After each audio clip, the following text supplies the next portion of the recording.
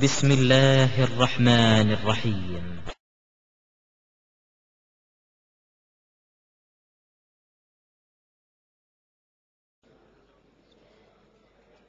அன்புள்ள சகோதரர்களே, இந்த விஷம் குடிக்க சொல்றது ஒவ்வொரு விவாதத்திலையும் இவர்கிட்ட கேட்கப்பட்டு இதே மாதிரி மழுப்புன ஒரு விஷயத்தினாலதான் பேரிச்சம்பழம் வாங்கிட்டு வந்திருக்காங்க. ரெடியா எதிர்பார்த்து ஒரு விஷயத்தை நல்லா புரிந்து கொள்ள வேண்டும். முதல்ல பைபிளை நீங்க படிங்க. என்ன படிக்கணும்? அதாவது பரிசித்து பார்த்தால் நீங்க செய்ய மாட்டேங்கிறீங்க. பரிசித்து பார்த்தாலும் செய்யணும் பைபிள் சொல்லுகிறது. கர்த்தரை பரிசித்து பார்த்த கர்த்தர் சொல்றாரு இப்ப நம்புறது கர்த்தரா இல்லையாங்கிறது தெரியறதுக்கு தானே பரிச்சை பண்றோம், கன்ஃபார்ம் பண்றதுக்கு தானே பண்றோம். வேதமா இல்லையாங்கிறத கன்ஃபார்ம் பண்றதுக்கு பண்றோம். அப்ப எப்படி வருகிறது? மோசேட்ட ஜனங்கள்லாம் வாதாடி குடிக்கிறதுக்கு தண்ணி வேணும்னு கேட்கிறாங்க. இது யாத்திராகமத்துல 17வது அதிகாரத்துல 1, 2, 3, 4, 5, 6, 7 வரைக்கும் இருக்கிறது. அதுல என்ன சொல்றாங்கன்னா, மோசே என்னோடு ஏன் வாதாடுகிறீர்கள், கர்த்தரை ஏன் பரிசித்து பார்க்கிறீர்கள் அப்படின்னு கேட்கிறார். கேட்டுட்டு அதனால உங்களுக்கு தண்ணி இல்லைன்றாரா? பரிசித்து பார்க்காது கேட்டுட்டு நீங்க பரிசை பண்ற கேட்காதுன்னு செஞ்சு காட்டுறாரு. பரிசித்து பார்க்காதுன்னு சொல்லிவிட்டாரு. நீங்களும் என்ன செய்யுங்க, பரிசித்து பார்க்காதீங்க, நான் குடிக்கிறேன்னு சொல்லணும். அப்படிதான் உங்களுடைய பைபிள் போதனை இருக்கிறது. அதுக்கப்புறம் என்ன செய்யறாரு? அவர்களுக்கு தண்ணீர் வர செஞ்சார் என்று சொல்லி யாத்திராகமத்தில் 17வது அதிகாரத்தில் 1 7வது வசனத்தில் இருக்கிறது. இஸ்ரேல் புத்திரர் வாதாடியது நிமித்தம் கர்த்தர் எங்கள் நடுவில் இருக்கிறாரா இல்லையா என்று அவர்கள் கர்த்தரை பரீட்சை பார்த்தது நிமித்தமும் அவன் அந்த ஸ்தலத்திற்கு மாசா என்றும் மேரிபா என்றும் பெயரிட்டான். அந்த இடத்துல அற்புதத்தை நிகழ்த்தி காட்டிட்டு இது கர்த்தரை பரிசித்து பார்த்த இடம், கர்த்தர் செய்வாரா இல்ல டெஸ்ட் பண்ணாங்க, செஞ்சார். அப்ப டெஸ்ட் பண்ணாதீங்கன்னு சொல்லிவிட்டு செஞ்சியும் காட்டணும். உங்க பைபிள் அப்படித்தான் சொல்லுகிறது. அதே மாதிரி இன்னொரு இதுக்கு பாருங்க. இயேசுவிடத்திலே என்ன செய்யறாங்கன்னு கேட்டா கேட்கிறாங்க, இயேசு தானே சொல்றீங்க, அதாவது அற்புதம் கேட்கிறாங்க. அவர் என்ன செய்யறாருன்னு கேட்டா, இந்த தீய விபச்சார தலைமுறையினர் அடையாளம் ஒன்று கேட்கின்றனர். அது கேட்ட தப்புன்ட்டாரு. அடையாளம் சொன்னாரா இல்லையா? கேட்க சொல்லிவிட்டு இவர்களுக்கு யோனாவின் அடையாளமே என்று வேற எந்த அடையாளமும் கொடுக்கப்பட மாட்டாது அப்படின்னு சொல்லி அற்புதத்தை கேட்காதன்னு சொல்லிட்டு செஞ்சுதான் காட்டியிருக்கிறாரு. யாரு? இயேசு. எங்க இருக்குது இது? மத்தேயுல 16 1 4 வரைக்கும் நீங்கள் பார்க்கலாம். அதே மாதிரி இதே விஷயம் மத்தேயுல 12 38 40 வரைக்கும் இதே மாதிரியான விஷயங்கள் இருக்கிறது. அடுத்ததாக இது ரொம்ப முக்கியமானதுங்க. அதாவது இயேசு கேள்விப்பட்டு சாகும் தருவாயில் இருந்த தம் மகனை நலமாக்க வருமாறு ஒருத்தர் கேட்கிறார். இது எங்க இருக்கு? யோவான்ல 4:46 to 52 வரைக்கும் இருக்கிறார். இயேசு அவரை நோக்கி சொல்றாரு, அடையாளங்களையும் அருஞ்செயல்களையும் கண்டாலன்றி நீங்கள் நம்பவே மாட்டீர்கள், அப்படி கண்டாதான் நம்புவீங்களான்னு கேட்கிறாரு. கேட்டுட்டு அற்புதம் செஞ்சு காட்டாம இருக்கணும்ல, அப்படி சொல்லிவிட்டு இயேசு அவரை நீ புறப்பட்டு போம், உன் மகன் பிழைத்துக் கொள்வான். சோதிப்பதற்கு தான் அவர் கேட்டார், நம்பாம தான் கேட்டாரு. ஆனால் அவர் செஞ்சு காட்டினார். அப்ப பைபிள்ல நம்பிக்கை உள்ளவர்களா இருந்தா என்ன செய்யணும்? ஏங்க இந்த மாதிரிலாம் சோதனை பண்றீங்க, தொலைஞ்சு போனா செய்யறாங்கன்னு செய்யணும். நீங்க அந்த கேள்விதான் உங்களுக்கு கரெக்ட் ஏற்றுக்கொள்ளத்தக்க பதிலா இருக்குமே தவிர, அந்த பதில் சொல்லலாமே தவிர பதில் சொல்லிட்டு செய்யணும். மோசையை பரிசித்து பார்க்கும் போது ஏன்பா பரிசித்தெல்லாம் பாக்குறீங்கன்னு வாங்கி குடிச்சுட்டாரு. இயேசுகிட்ட கேட்கும்போது ஏன்பா இப்படி டெஸ்ட் வைக்கிறீங்கன்னு வாங்கி குடிக்கதான் செஞ்சார். அதனால இந்த மாதிரி தந்திரத்துல எல்லாம் தப்பிச்சு போக பார்க்காதீங்க. அது பைபிள் இறைவேதமாங்கிறது உங்களை சோதிக்கிறோம். இப்ப பைபிள் இறைவேதமான்னு சோதிக்கிறோம். கர்த்தரை முன்னாடி நின்று அவரை சோதிக்க மாட்டோம். அதை விளங்கிக்கிறங்க. நீங்க எழுதி வைத்துக் கொண்டு கர்த்தர் வார்த்தைன்னு சொல்றீங்களே, அது கர்த்தர் தான் சொன்னாரா அல்லவாங்கிறத சோதனை. கர்த்தரை சோதிக்கவில்லை. இதை சொன்னவர் கர்த்தரா இல்லையான்னு சோதனை. கர்த்தர்னு தெரிந்த பிறகு சோதிக்கவில்லை. இதை கர்த்தர் சொல்லல, யாரோ ஒருத்தன் எழுதியிருக்கிறான் என்று எங்கள் குற்றச்சாட்டு. அதை நீங்க நிரூபிச்சு காட்டணும். கர்த்தர் தான் சொன்னார் என்று நிரூபிக்கிறதுக்கு குடிச்சுத்தான் ஆக வேண்டும். சொல்லுங்க. அதுக்கு பேரிச்சம்பழத்தை அப்புறம் சொல்றேன். Dear brothers, we asked them to drink and show that they are the true Christian believers by drinking the deadly poison. I think those people are nervous now to take it, and we agree that you are nervous to take it because you are not the true Christian believer, as the Bible says that you are not true to that proclamation. And here they said that we are not here to tempt God. What you are quoting, that Satan tempted Jesus or Satan tempted whoever it is, You are claiming that it is God. He's tempting God and he was testing God. We are not testing God here. We are testing human being. And you are a human being. Are you a God? You are a human being. We are testing you. So you have to prove from the Bible that these are God's word. And philosopher said that we don't see, you didn't quote for proving Bible that when we quoted from Quran, you said that you should not quote from the Quran. See, we said that we said that Torah and the Injil is not the Bible. That's why we said that you should not quote from the Quran. But you believe that the Bible that you have in the hand is God's word. Don't you believe? If you don't take it, then you are confirming that you are believing that the Bible is not the word of God. You confirmed it. You said the Bible is the word of God. So you have to confirm from the book that by drinking poison that you are a true Christian believer. And regarding the test, there are so many tests in the Bible, like Moses and the other prophets has been done. And whenever the people, they came and asked about, show us some sign that you are a prophet, or show us some sign that you got a revelation from the God. When they keep on asking these people, Moses started, that is mentioned in the book of Exodus chapter number 17. You read the verses 1, 2, 3, 4, it's mentioned about that. The people, when they asked for the water to gush forth, Moses, he first said that why are you asking these things and all? Why are you testing such things? But he still did it. He did it to prove that he is a prophet. And we are asking you to prove, and you are not proving, you are nervous about it. And not only in that situation, so many verses you can quote from the Bible. This happened in the case of Jesus also. Like when he gave the sign, when the people asked him, when he went to the upper room about asking about the sign of that he was in the corner of the world for 3 days or something. The story goes, it says that in the Bible, Jesus said that you adulterous generation people, you always seek after a sign. He said that to the Christians, if you believe that that's the Bible, is the word of God, he said that you adulterous generation seek after a sign, then he gives a sign. Like that, that's not the only quotation. There's so many others. Like if you see in the book of Gospel of John, chapter number 14, verse number 12 and 3, the same thing is there, that he that believe me, works that I do, the works that I do, shall he do also do.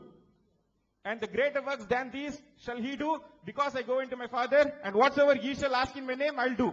And further, if you read in the book of Matthew, in the book of John, Matthew chapter number 12, verse number 38 and 38, and in the book of John chapter number 4, verse number 46 and 52, and in the book of Matthew chapter number 16, verses 1 to 4, all these speak about that.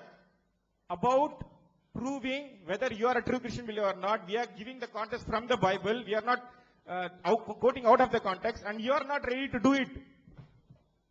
So if you want to prove that you are a true Christian believer, you have to drink and do that.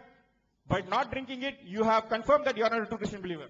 Moreover, this test is for the Bible. So if you have to prove that Bible is God's word, you'll have to drink that and go abide by the Bible. அப்ப பைபிள இறைவன் நிரூபிக்கிறதை விட உசுர காப்பாத்துறதா மேட்டரா இருக்கிறது தெரிந்து விட்டது. இருந்தாலும் இந்த பைபிள்ல சோதிச்சு பார்க்க கேட்டாலும் குடிக்கணும்னு இருக்கிறதுனால நீங்க குடிக்க தான் வேணும் நிரூபிச்சு காட்டுறதுக்கு. இப்ப என்ன செய்றீங்க? நீங்க குடிச்சு காட்டுங்கங்கறீங்க. அது எப்ப கேட்கணும் முறைப்படி? இதுக்கு நான் பதிலும் சொல்றேன். அந்த குர்ஆன் தலைப்புல வைத்துக்கொண்டு என்ன செய்யுங்க? இது வேதம் இது மாதிரி இருக்கு, இது நிரூபிச்சு காட்டுங்கன்னு சொல்லணும். தலைப்பு அதுவா இல்ல.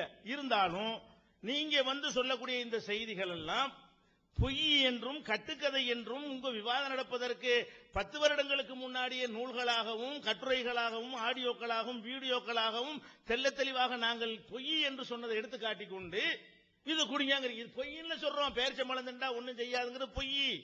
நபிகள் நாயகத்துக்கு மந்திர வேலை செஞ்சது பொய். எப்படி பொய்ங்கிறத அந்த தலைப்புல கேட்கத்தான் போறீங்க, சொல்லத்தான் போறோம்.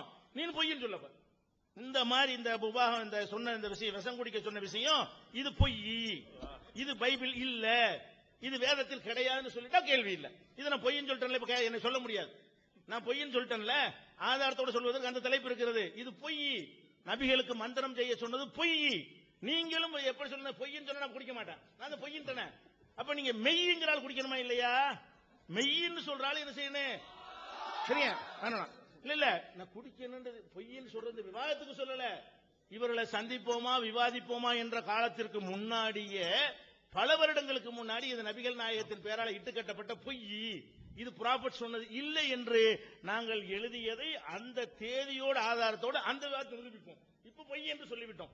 நீங்க ரெண்டுல ஒன்று செய்ய வேண்டும். ஒன்னு பொய் என்று சொல்லிவிட்டு இது பொய் தான் பைபிள் சொல்லுங்க.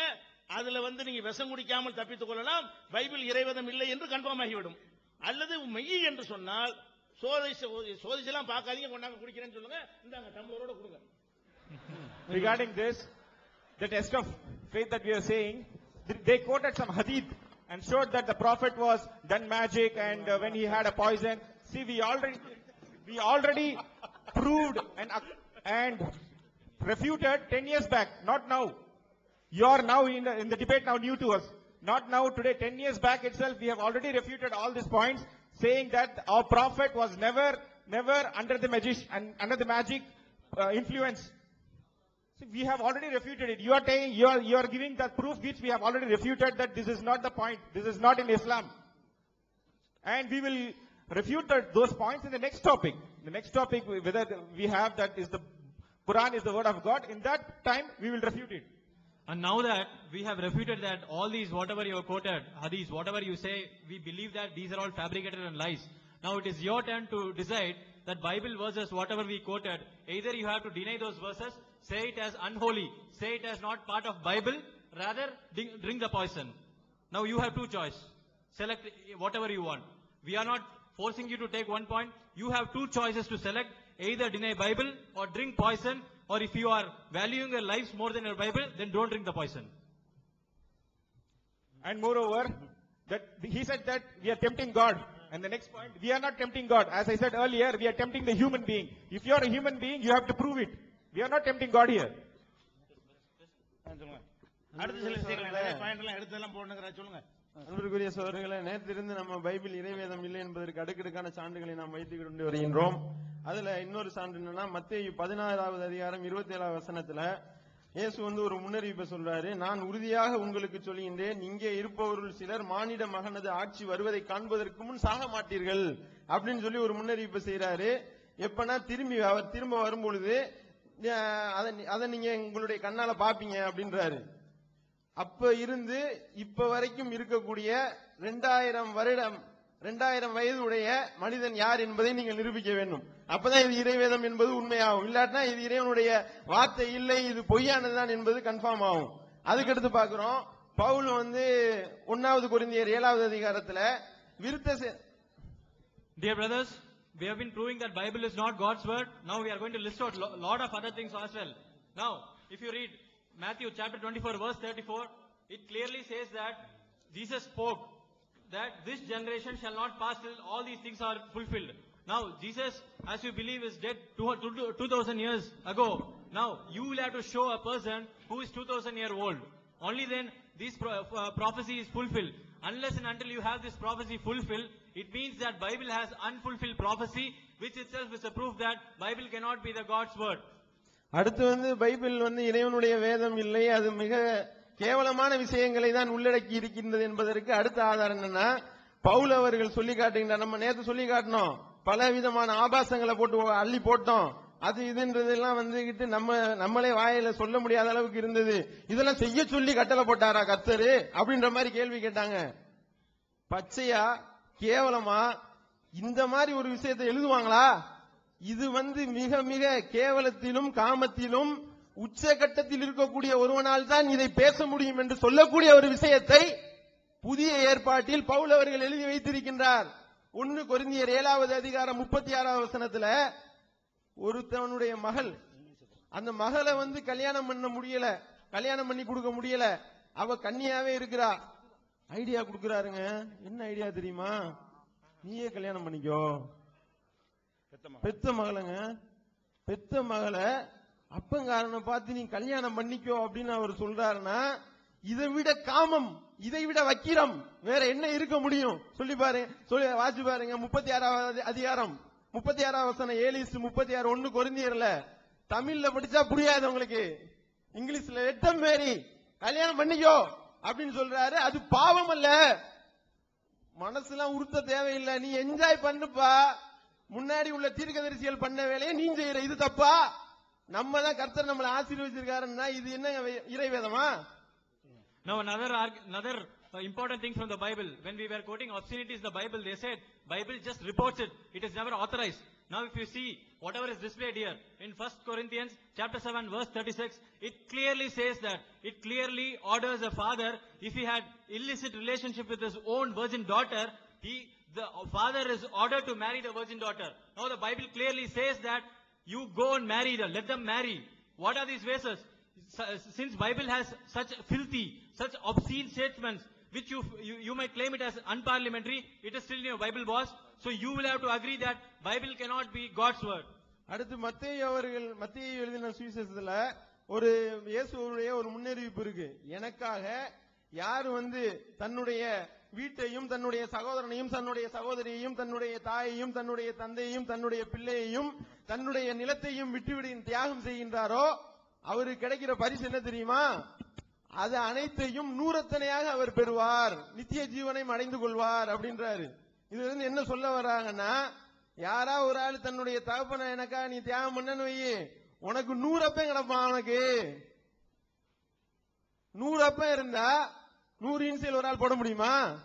அது அவருக்கு கிடைக்கிற கிஃப்டா அல்லது அவங்க அம்மா வசிக்கப்படுத்துறதா? யோசிச்சு பாருங்க. ஏபிசிடில இருக்கிறதே 26 எழுத்து தான். 100 எப்படி போட முடியும்? This message, if you read, it's about that if you sacrifice something in the name of Jesus or for Him, that you will get 100 times more than that. Here and as well as in the eternal life. That's what the verse says in the Gospel of Matthew, chapter number 19, verse number 29. It says that and everyone who gave up homes, brothers, sisters, father, mother, children, fields because of my name will receive 100 times and more and will inherit eternal life. Imagine, if you sacrifice a land, you may get 100 lands. If you sacrifice your house, you may get 100 house. If you sacrifice your father, will you get 100 father? What are you trying to say here? Even in the initials, we have only A to Z. How many initials we have? If you have 100 fathers, how many initials you put? Is this a word of God, you believe? This proves that this is not a word of God with all the absurdities we have mentioned. அடுத்து பவுல் அவர்கள் சொல்லி காட்டுகின்றார்கள், விருத்த சேதனம் செய்யாமல் இருப்பவன் விருத்த சேதனம் செய்ய முயற்சிக்க வேண்டாம் அப்படின்னு சொல்றாரு. சரி, நியாயமான பாயிண்டா இருக்கு. விருத்த சேதனம் யாராவது செஞ்சிருந்தால் அவர் விருத்த சேதனம் செய்யாமல் இருக்க முயற்சிக்க எடுக்க வேண்டாம்.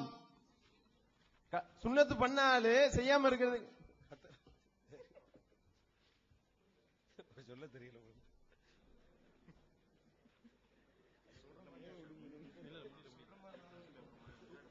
Hope you are following what is happening. இங்க என்ன நடந்து கொண்டிருக்கிறது என்பதை நீங்கள் தொடர்ந்து கொண்டிருக்கிறீர்கள் என்று நான் நினைக்கிறேன். Our Muslim friends just said they don't believe in the hadith. அருமையான இஸ்லாமிய நண்பர்கள் சொன்னார்கள் அவர்கள் ஹதீஸிலே அந்த ஹதீஸிலே அவர்கள் நம்பிக்கை கொள்வதில்லை என்று. I don't know if they can still be Muslims. ஆனால் இன்னும் அவர்கள் முஸ்லிம்களாக இருக்க முடியுமா என்பதிலே எனக்கு தெரியவில்லை. So that means we don't need to actually debate with them. அப்படி என்றால் அவர்களோடு கூட விவாதிக்க வேண்டியது இருக்காது. But because we agreed and signed, we will continue the debate. ஆனால் நாம் ஒப்பந்தம் பெற்றிருக்கிறபடினாலே நாம் தொடர்ந்து விவாதிப்போம். They don't know how to read any literature. எந்த ஒரு எழுத்துக்களையும் அல்ல வேத எழுத்துக்களையும் அவர்களுக்கு படிக்க தெரியவில்லை. ரொம்ப துக்ககரமானது. I underlined they, it's a collective noun. நான் அந்த இடத்துல சொன்னேன் தே என்கிறதான ஒரு கூட்டு அர்த்தத்திலே அவர்கள் என்கிற பொருளிலே நான் சொன்னேன். It doesn't say each one of you. அதுல உங்களில் இருக்கிற ஒவ்வொருவரும் என்று அது சொல்லவில்லை. And then it says these signs will follow.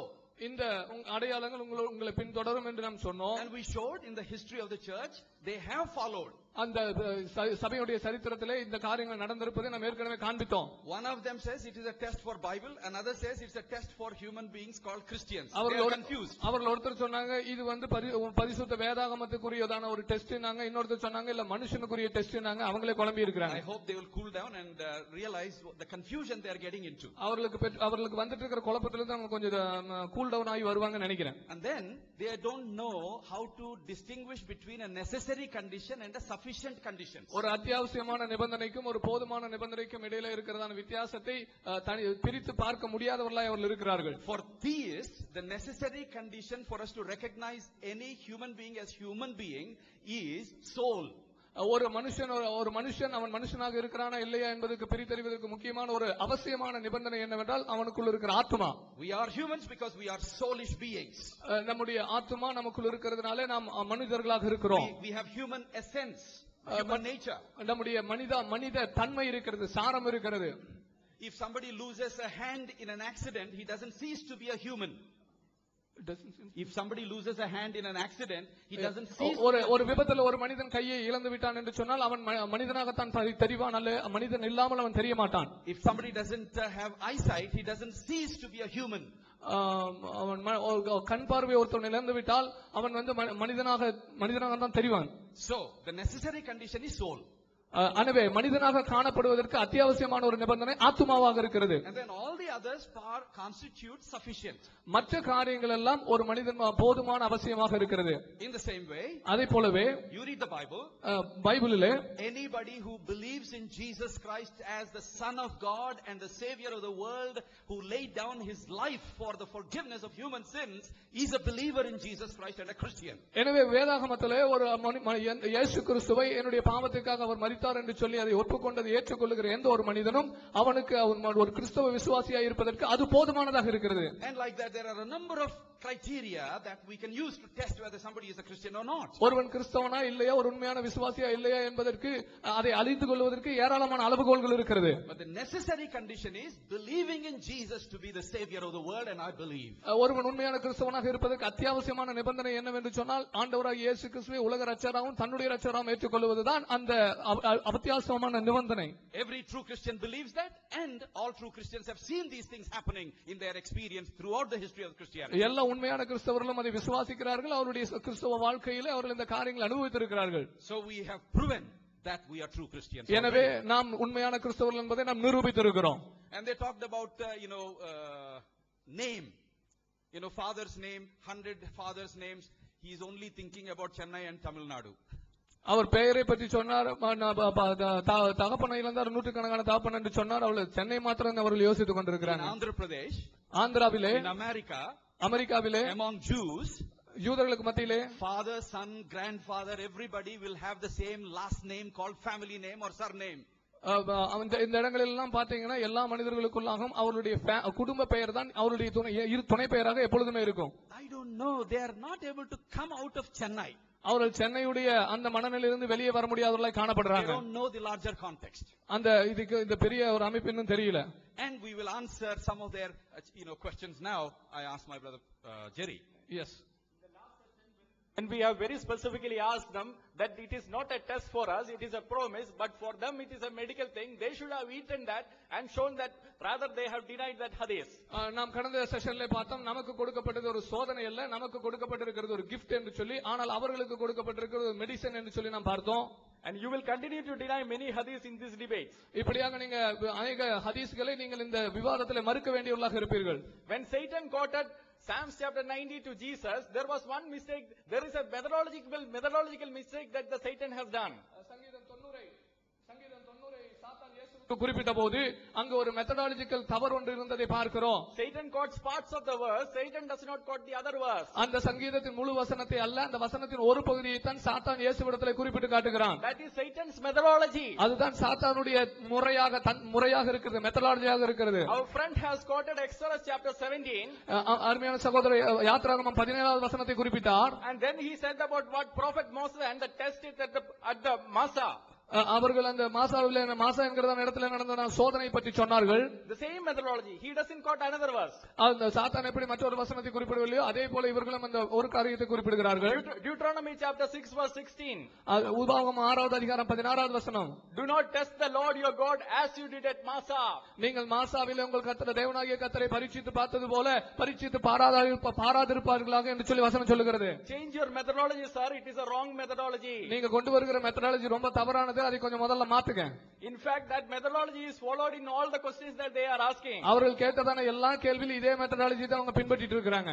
In Matthew chapter 24 verse 34 they ask, generation will not pass away. மத்தேயு 24:34 வசனம் சொல்லுகிறது சந்ததிகள் ஒளிந்து போகாது. The word generation can mean race also. What? Race. சந்ததிகள் என்பது இனத்தையும் குறிக்கிறதாக இருக்கிறது. And Jesus was addressing the Jews. இயேசு இந்த காரியத்தை யூதர்களை பார்த்து சொல்லிக் கொண்டிருந்தார். Now the Jews will not pass away. Why it is so important? யூதர்கள் ஒளிந்து போக மாட்டார்கள் என்பதை தான் இயேசு சொன்னார். அது ஏன் அவ்வளவு முக்கியமான ஒன்று? Because Hazrat Muhammad said that before the end comes, the Jews has to be killed. உலகத்தின் முடிவு வருவதற்கு முன்பதாக யூதர்கள் முழுவதுமாக அழிக்கப்பட வேண்டும் என்று ஹஸரத் முகமது சொன்னார். In fact, there are other hadiths. இன்னும் அதை குறித்த ஏராளமான ஹதீஸும் இருக்கிறது. In Sahih Muslim, book number 1, hadith number 0287. Sahih Bukhari, Sahih முஸ்லிம்ல புக் நம்பர் 1 நம்பர் 287ல அபூ ஹுரைரா சொல்லுகிறார், reported that yes, Jesus will descend among you as a judge, just judge. Jesus will descend among them.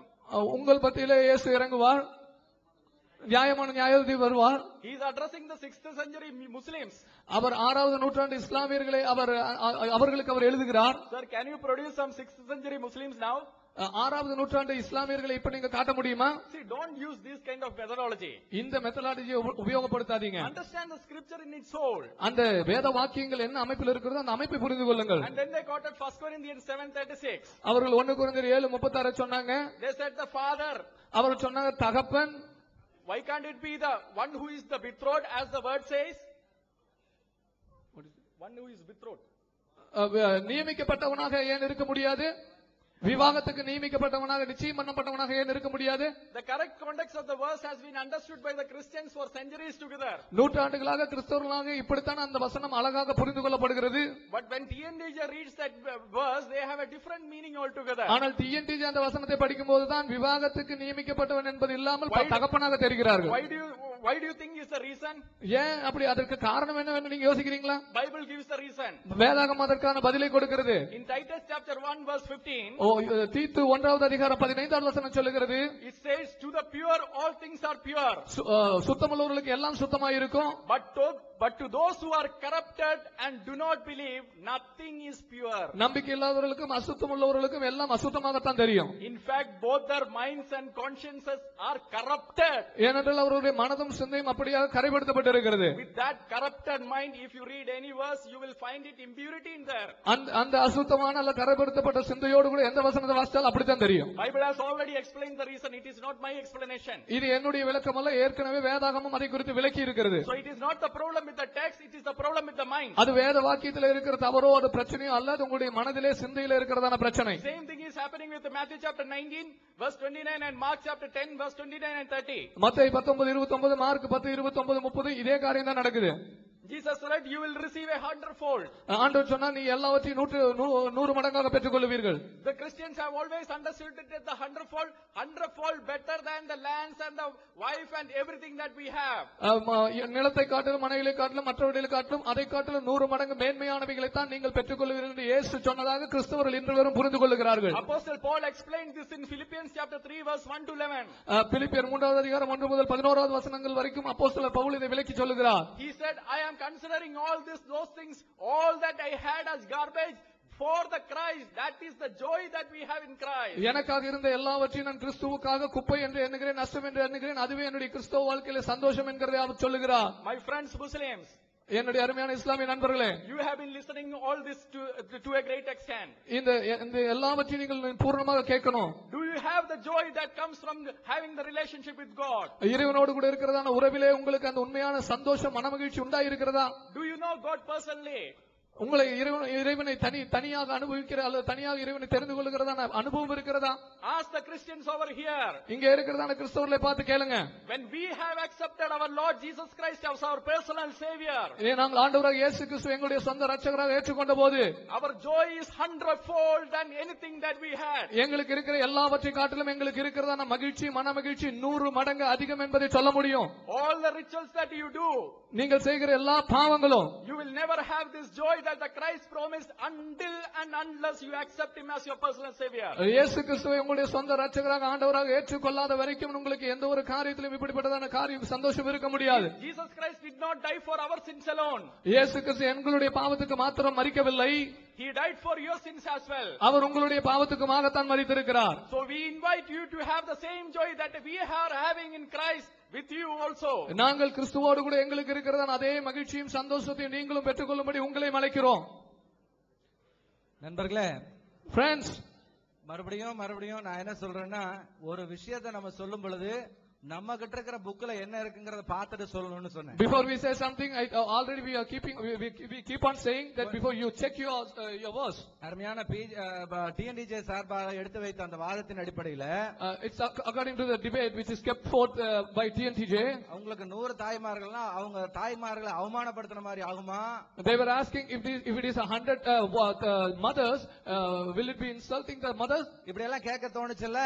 They were asking this many questions. குர்ஆனுடைய 33 6ஆம் வசனம் என்ன சொல்லுகிறதுன்னு படித்து காண்பிக்கிறேன்.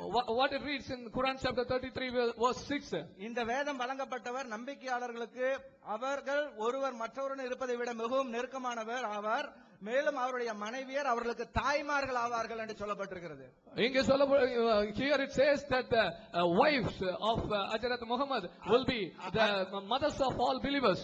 அருமையான நண்பர்களே, dear friends, இங்க இருக்கிற டிஎன்டிஜே எடுத்த அர்த்தத்தின்படி நம்ம இது அர்த்தம் எடுத்தா, if we take with that same meaning what they took, இஸ்லாமிய உலகம் ஒரு புனிதமாக கருதுகிற அத்தனை நபிமார்களுடைய மனைவியர்களும் எவ்வளவு கேவலமாக ஆக்கப்படுவார்கள் கொஞ்சம் யோசிச்சு பாருங்க. Just imagine the Islam thinks that the holy mothers of their faith, but you know how ugly that will be. ஆனா நாங்க அத சொல்ல வரல. But we didn't come to say that. எங்களுடைய வேலையும் அது இல்ல. That is not our work. உங்களுடைய மெத்தடாலஜி நீங்க வந்து டபுள் ஸ்டாண்ட் பாக்குறீங்கங்கறது மட்டும் உங்களுக்கு சொல்ல வரல.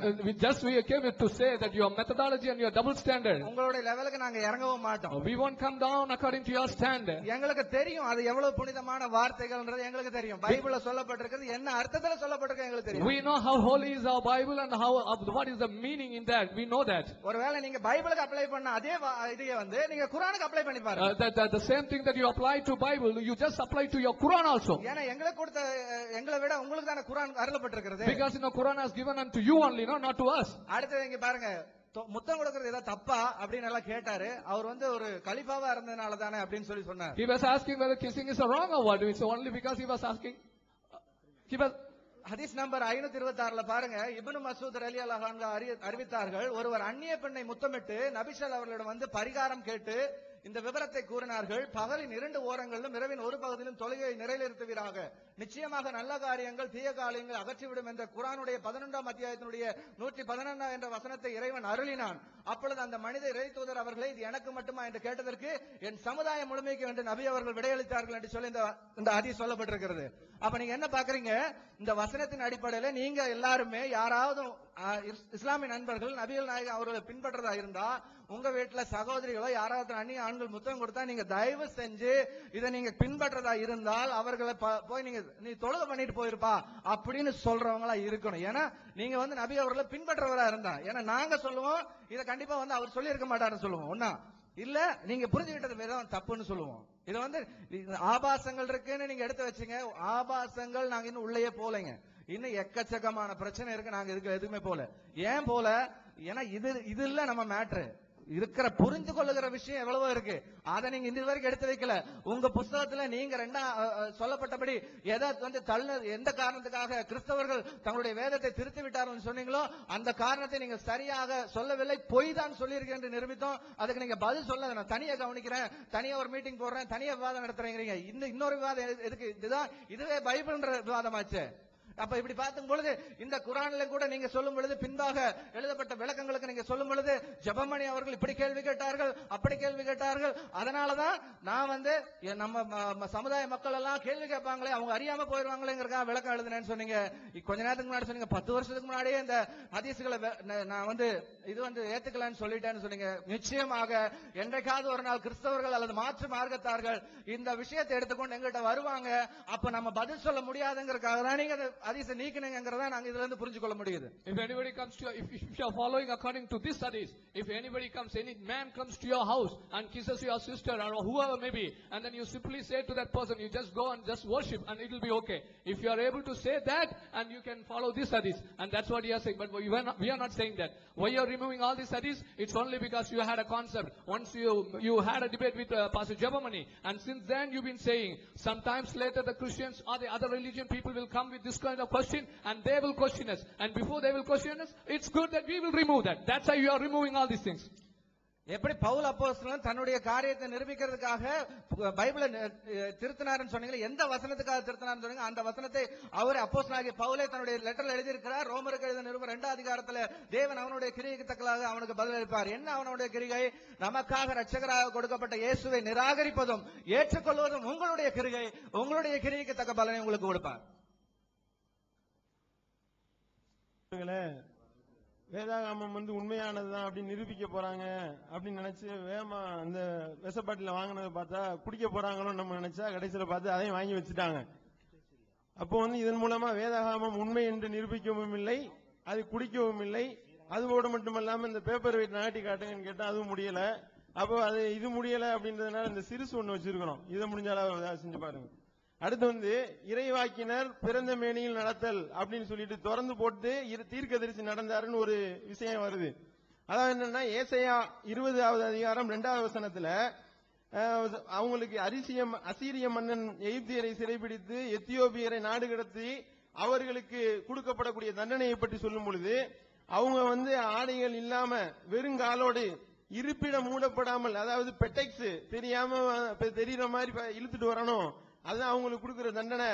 அதனால இப்படி அம்மனமா இழுத்துட்டு வா அப்படின்னு சொல்லி கடவுள் வந்து கட்டளை இட்டாராம்.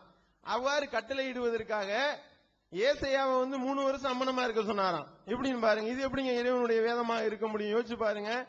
சரி, கடவுள் வந்து அம்மனமா இருக்க சொல்லி கட்டளை போடுறாரு அப்படின்னு சொல்லி பைபிள் ஆய்வு செஞ்சு பார்த்தா மீகா அதிகாரம் 1வது அதிகாரத்துல பார்த்தோம்னா கடவுள் வந்து ஜெருசலத்தை தாக்குறாரு.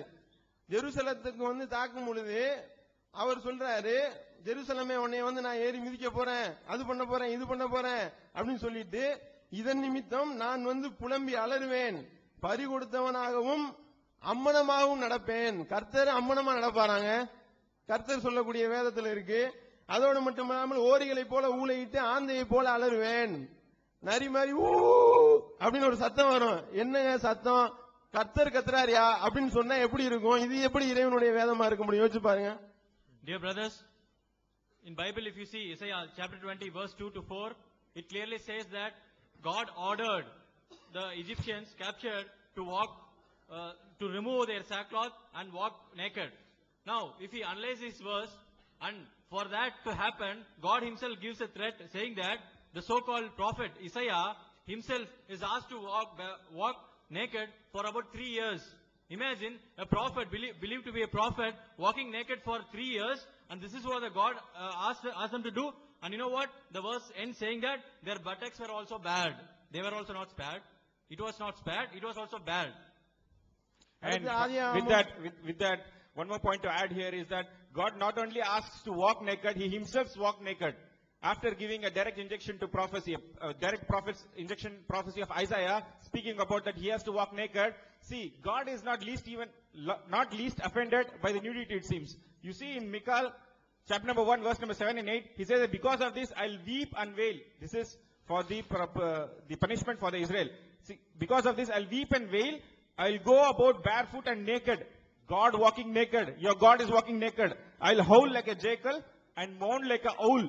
I don't know how the owl will mourn. Maybe you can see in the Discovery or NGC channels. But I know how the jackal will howl. It's like, ooh, something like this. You believe that your God will do like this? அடுத்து பாத்தீங்கன்னா ஆதியாகமம் 32வது அதிகாரத்துல 24வது வசனத்துல கர்த்தர் செய்த ஒரு பராக்கிரம செயல் வந்து ஒன்று குறிப்பிடப்படுகின்றது. யாக்கோபுன்றவருடைய இவர் வந்து மல்யுத்தம் நடத்தினார், ரெஸ்லின் போட்டிருக்கிறாரு. கர்த்தர் ரெஸ்லின் போட்டு நைட் எல்லாம் ஒரே சண்டை யாக்கோபோட. யாக்கோபு வந்து அப்படின்னு கர்த்தர் சொல்றாங்க. யாக்கோபோட சண்டை போட்டு செய்யக்கூடாத செஞ்சிருக்கிறாரு. அதுதான் மேட்ரு. எங்க கைய விட்டாராம்? 2 தொடைக்கு நடுவுல கைய விட்டாரு, தொடை சந்துக்குள்ள கைய விட்டாரு. அவர் கைய விட்டது நிமித்தமாக அவன் நொண்டி நொண்டி நடந்தான். என்ன நடந்திருக்கு பாருங்க, நடக்க கூடாது நடந்திருக்கு. அதனாலதான் அவர் நொண்டி நடந்திருக்கிறாரு. அப்போ வந்து இதனாலதான் இஸ்ரவேலர்கள் தொடச்சந்து உள்ள மேட்டரை சாப்பிடுறது இல்ல. அது வேற, வரலாற்று குறிப்பு வேற. இது எப்படிங்க கடவுளுடைய வேதமா இருக்க முடியும்? And further, if you read, not only that here Yahweh, he holds Jacob's testicles. If you read in Genesis chapter number 32 verse 24 to 32, it's mentioned that God, he wrestles with Jacob. wrestles with Jacob, God, and Jacob, he overpowers God. When God was about to be overpowered by Jacob, he don't know what to do. What he does, he go and grabs his testicles, his balls. Yahweh does that. God does that. And you see that, and after that, Jacob becomes so weak. And that is one of the reasons why the people in Israel, they don't eat the testicles. அடுத்து இறைவனுடைய வேதம் என்பதற்கு பயங்கரமான ஒரு முன்னறிவிப்பு. ஜெருசலத்தை பற்றி, ஜெருசலமே நீ விழித்தலே உன்னுடைய ஆடை அணிஞ்சுகோ, விருத்த சேதனம் செய்யாதவன் தீட்டுப்படாதவன் உன்னிடம் இனிமே வரவே மாட்டான். நான் கர்த்தர் என்பதுக்கு இதுதான் மிகப்பெரிய ஆதாரம். ஜெருசலத்துக்குள்ள கத்னா பண்ணாதவன் உள்ள நுழையவே முடியாது அப்படின்னு சொல்லி முன்னறிவிப்பு சொல்லப்பட்டிருக்கு. ஏசாயா 52ல 1வது வசனத்துல. எத்தனை பேர் உள்ள போயிட்டு இருக்காங்க? இப்ப மானியம் கொடுத்து உள்ள அனுப்ப போறாங்க ஜெருசலத்துக்கு. நம்ம தமிழகத்துல நீங்க ஒவ்வொரு ஆளும் உள்ள ஜெருசலம் போக போக பைபிள் என்பது இறைவேதம் இல்லை என்பது கன்ஃபார்ம் ஆயிட்டே இருக்கும். Now coming to an unfulfilled prophecy, Lord himself says that for the proof that he is God, he gives a prophecy that the Jerusalem, the holy city, henceforth there shall no more come into the uncircumcised and unclean. It says that people having foreskins cannot enter Jerusalem. Now if you see, many Christians are violating this. They wantonly go to Jerusalem just to prove that Bible is not God's word. Since Bible has this unfulfilled prophecy, it cannot be God's word. அடுத்து மத்தேயு 1வது அதிகாரம் 23வது வசனத்துல ஒரு கன்னிகை கர்ப்பவதியாகி ஒரு குமாரனை பெற்றெடுப்பாள், அவருடைய பெயர் இம்மானுவேல் என்று ஏசாயாவில் சொல்லப்பட்ட அந்த தீர்க்க தரிசனம் நிறைவேறி இருக்கிறது அப்படின்னு சொல்லி மத்தேயு சொல்லி காட்டுறாரு. கன்னி கர்ப்பவதியாகி ஒரு குழந்தையை பெற்றெடுப்பாங்களாம், அவங்க பேர் இம்மானுவேல் பெயரிடப்படும், இயேசுவுக்கு இம்மானுவேல் என்று பெயரிடப்படும் என்று சொல்லப்பட்டதாக ஒரு தீர்க்க தரிசனத்தை ஏசாயால காட்டுறாங்க. ஆனால் நம்ம என்ன கேட்கிறோம்னா, இந்த தீர்க்க தரிசனம் எப்ப நிறைவேறியது? இயேசு தன்னுடைய வாழ்நாள்ல ஒரு தடவையாவது இம்மானுவேல் என்று அழைக்கப்பட்டிருப்பாரா? இம்மானுவேல் என்று அழைக்கப்பட்டதா எந்த சரித்திரமே கிடையாது. ஆனா அதே நேரத்தில் அந்த ஏசாயாவை படிச்சு பாத்தீங்கன்னா, ஒரு பெண்மணி ஒரு குழந்தையை பெற்றெடுத்து அவங்க ஒரு இம்மானுவேலை என்று கர்த்தர் அவரை அழைத்திருக்கிறதாக அது கன்ஃபார்ம் ஆகுது. இதுல இருந்தே இது இறைவேதம் இல்லை என்பது இன்னும் உறுதியாயிருது. And further, if you read, there is one more unfulfilled prophecy in the Bible. If you read in the Gospel of Matthew chapter 1 verses 23 to 25, that it says that a virgin will bear a son and he'll bring forth him, and his name shall be Emmanuel. And they said that this is the prophecy of the Jesus. See, in the Bible, there is nowhere in the Bible Jesus is called as Emmanuel, or he himself referred him as Emmanuel. So this also proves, this unfulfilled prophecy proves that Bible is not the word of God. அன்பிற்குரிய சகோதரர்களே, இறைவனுடைய வேதத்தில் முரண்பாடு இருக்கக்கூடாது என்று சொன்னார்கள். உண்மைதான், முரண்பாடு இருக்கக்கூடாது. ஆனால் அந்த தகுதி பைபிளுக்கு இல்லை. யோவான் 5வது அதிகாரம் 31வது வசனத்தில் சொல்கிறார்கள், இயேசு சொல்கிறார், என்னை குறித்து நானே சாட்சி கொடுத்தால் என் சாட்சி உண்மையாய் இருக்காது என்று சொல்கிறார். யோவான் 8வது அதிகாரம் 14வது வசனத்தில் இதற்கு மாற்றமாக இயேசு சொல்கிறார், என்னை குறித்து நானே சாட்சி கொடுத்தாலும் அந்த சாட்சி உண்மைதான். ஏன் இந்த முரண்பாடு? There is one more contradiction of all the contradictions that we have seen. It says in the Gospel of John chapter number 5 verse number 31 that Jesus says that if I bear witness of myself, my witness is not true. Clear-cut contradiction to the verse Gospel of John chapter number 8, just 3 chapters after that. Gospel of John chapter number 8 verse number 14, it says that even if I give witness about myself, my witness is true. If Jesus says his witness is true, or is it not true? Which is the right one? பைபிளில் உள்ள ஆபாசத்தை எடுத்து சொல்லும் போது உங்க எண்ணம் சரியில்லை, நீங்க தப்பா பாக்குறீங்க என்று எடுத்து சொல்லக்கூடிய நம்மீதான் குற்றம் சுமத்துகிறார்கள். ஆனால் இந்த பைபிள்ல உள்ள அசிங்கத்தை அவங்க நியாயப்படுத்துறாங்க. எசேக்கியேல் 16வது அதிகாரம் 23வது வசனத்துல பாருங்க, ஒரு வேசியை பார்த்து கர்த்தர் பேசுகிறார். ஒரு வேசி இருந்தா, ஒரு தெரு விடாம எல்லா தெருலையும் என்ன ரெட் லைட் ஏரியாவை போட்டா, வருவோர் போவோர் எல்லோரிடத்திலும் விபச்சாரம் செய்தால். இப்படிப்பட்ட விபச்சாரி நீங்க உலகத்துல பாக்குறீங்களோ இல்லையோ, ஆனா பைபிள்ல பார்க்கலாம். இவர் பார்த்து கர்த்தர் படிக்கிறார், நீ உன் பாவாடையை தூக்கினாய், அதனால் அவர்களால் உன் கால்களை காண முடிந்தது. பாவாடையை தூக்கினா காலை மட்டும் தான் பார்க்க முடியுமா? அடுத்து பாருங்க, நீ எகிப்து நாட்டுக்கு போனாய், ஏனெனில் அவனிடம்தான் பெரிய லெக் பீஸ் இருந்துச்சு. நீங்க விளங்கிடக்கூடாது, பெரிய ஆணுறுப்பு இருந்தது. ஒரே பெரிய ஆணுறுப்பு, கழுதையின் உறுப்பு, கொங்கையை அமுக்கினார்கள். இப்படி எல்லாம் எழுதி வைத்துக் கொண்டு உன்னுடைய எண்ணம் சரியில்லை என்று ஏன் எங்கள் மீது கோபப்படுகிறீர்கள்? உங்களுடைய கோபம் எல்லாம் பைபிளை நோக்கி பாய வேண்டும். And further, if you read of all the pornographic details that we mentioned from the Bible, one more of those obscene statement is from the book of Ezekiel, chapter number 16, verses 23 onwards. It says that a woman, she spread her legs to every passerby and multiplied the promiscuity. See this whoredoms, promiscuity, prostitution, comparing the genitals of humans to the donkeys and that of the horses, sperm ejaculation, and this one is speaking about the Egyptians' large genital parts, large penises of human. Your Bible says that. Your God speaks about that. And you are telling us that we are giving the lustful description and coming, and you are asking one more thing, is that come out of the pornographic book. You said that in your talk. Come out of the sex books. So with that, you believe that Bible is the pornographic book. இந்த விபச்சாரிக்கு கர்த்தர் கொடுக்கிற தண்டனையை பாருங்க. இதோ நீ இன்பம் அனுபவித்த உன் காதலர் அனைவரையும் நீ விரும்பியவர்கள் வெறுத்தவர்கள் எல்லோரையும் ஒன்று கூட்டுவோம். அவர்கள் எல்லோரையும் நாற்றிசையில் இருந்து கூட்டி சேர்த்து உன்னிடம் கொண்டு வந்து அவர்களுக்கு உன் வெட்கத்தை காட்டுவோம். அவர்கள் யாவரும் உன் நிர்வாணத்தை காண்பார்கள். எல்லா பேர் முன்னாடி உன்னை அம்மனமா நிறுத்துவேன். இதுதான் இந்த விபச்சாரிக்கு கர்த்தர் கொடுக்கிற தண்டனை. நான் கேட்கறது என்ன? அதுதான் ஊர்ல உள்ள எல்லா பேரும் பார்த்துட்டானே, பார்க்காத 1-2 பேர் இருப்பாங்கல்ல, நீனும் வந்து பாரு என்று கர்த்தர் சொல்கிறார். இதெல்லாம் ஒரு தண்டனையா? இது இறைவனுடைய வேதமாக இருக்க முடியுமான்னு யோசிச்சு பாருங்க. பைபிள்ல பல விஷயத்தை நீங்க நீக்கினீங்கல்ல, இந்த அசிங்கத்தை நீக்கி இருந்தீங்கன்னு சொன்னா ரொம்ப நல்லா இருந்திருக்கும். Look at this another punishment for the adultery. Punishment for the adultery is more adultery, is more obscene, is more vulgar. God, if he punishes a woman of adultery, will we provoke the humankind to do it more of it?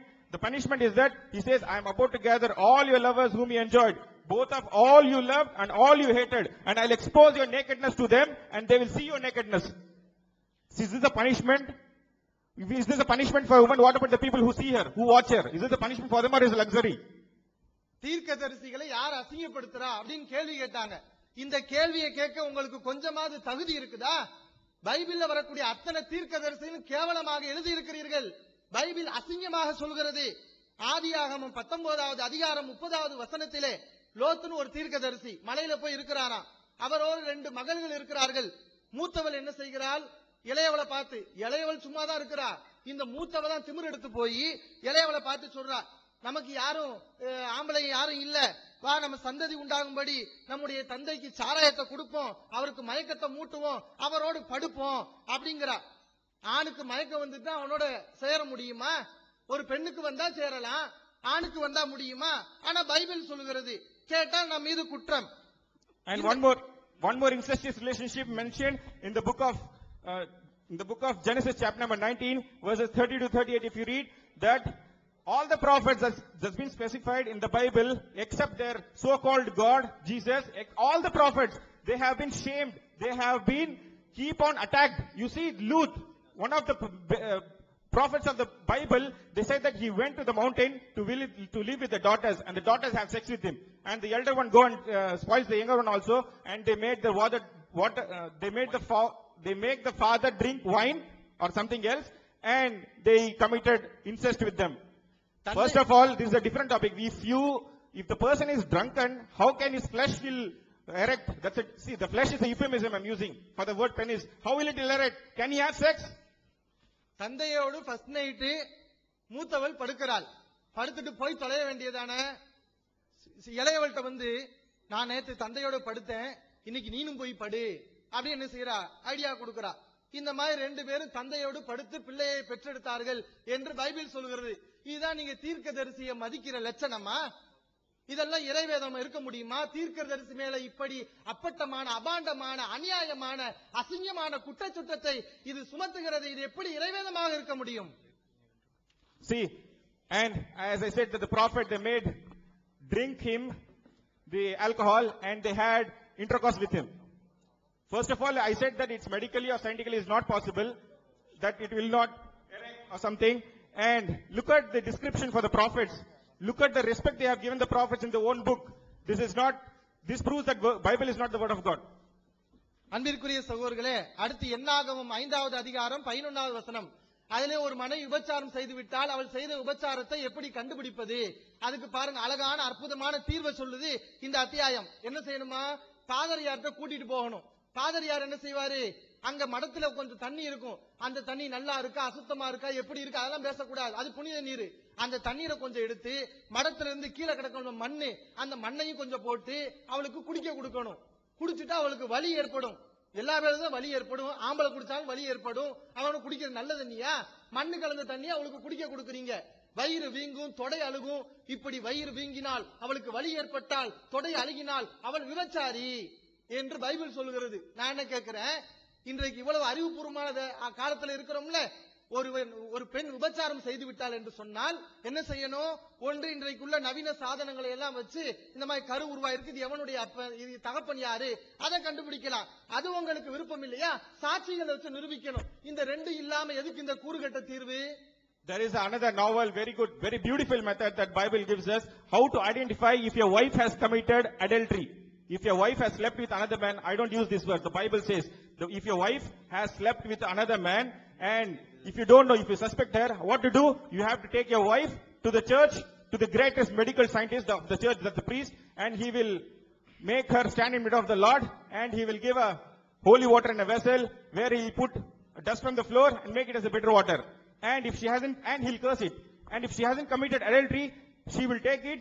When it goes inside, she will not be cursed, and she will remain pure, and she'll bear the seed. But if she has committed adultery, when she ingests this bitter water, when it goes inside, her abdomen will sweat and thigh will rot. But if you check in the Hebrew, it's not the thigh, it's the yare or irke, it means vagina. Vagina will rot, it says. But first of all, the topic is not whether it is vagina or the thigh. It says that how can such test will happen? First of all, I'm asking, can any Christian country follow this law? அன்பிற்குரிய சகோதரர்களே, அடுத்து பாருங்க, மாமனார் மருமகள் அசிங்கம். ஒரே வெரைட்டியான விபச்சாரம் தான். ஆதியாகமத்துல அதிகாரம் 38வது அதிகாரம், அதுல பாத்தீங்கன்னா யூதான்னு ஒரு மாமனார், தாமார்னு ஒரு மருமகள். இந்த தாமார் என்ன செய்யறா?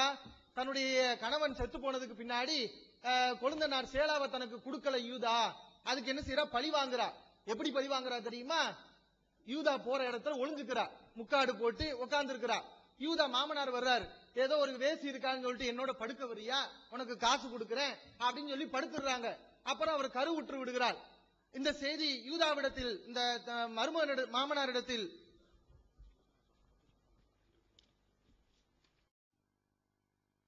of the last day, first day, they have not answered till now. But whereas the questions that they have raised in the last session, I'll be answering those within the time that I have. But they should answer my questions. Question number 1, Surah 393, Allah said, bring the Torah and recite it if you should be truthful. Is Allah asking them, the Jews, to bring the corrupted text? They have not answered it.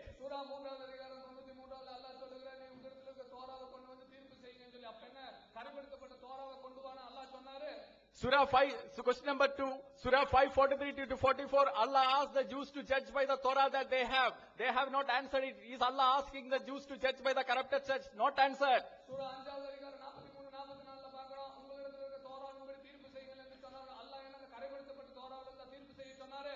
Surah, next question, Surah chapter 5 verse 46 to 47, Allah asked the Christians to judge by the Injil. Is Allah asking the Christians to judge by the corrupted text that they have? They have not answered.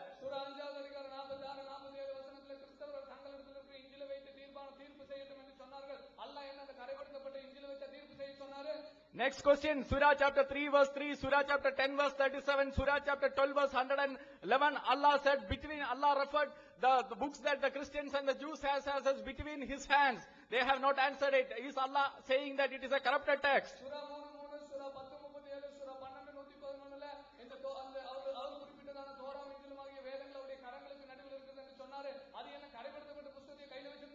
Surah chapter 10 verse 94, Allah asked Asrat Muhammad to check if he has doubt with the Christians.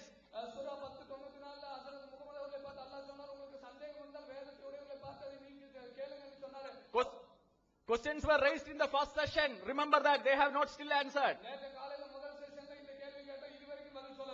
This is also referred in Tafsir of Ibn Kathir, volume 4, page number 178 to 179.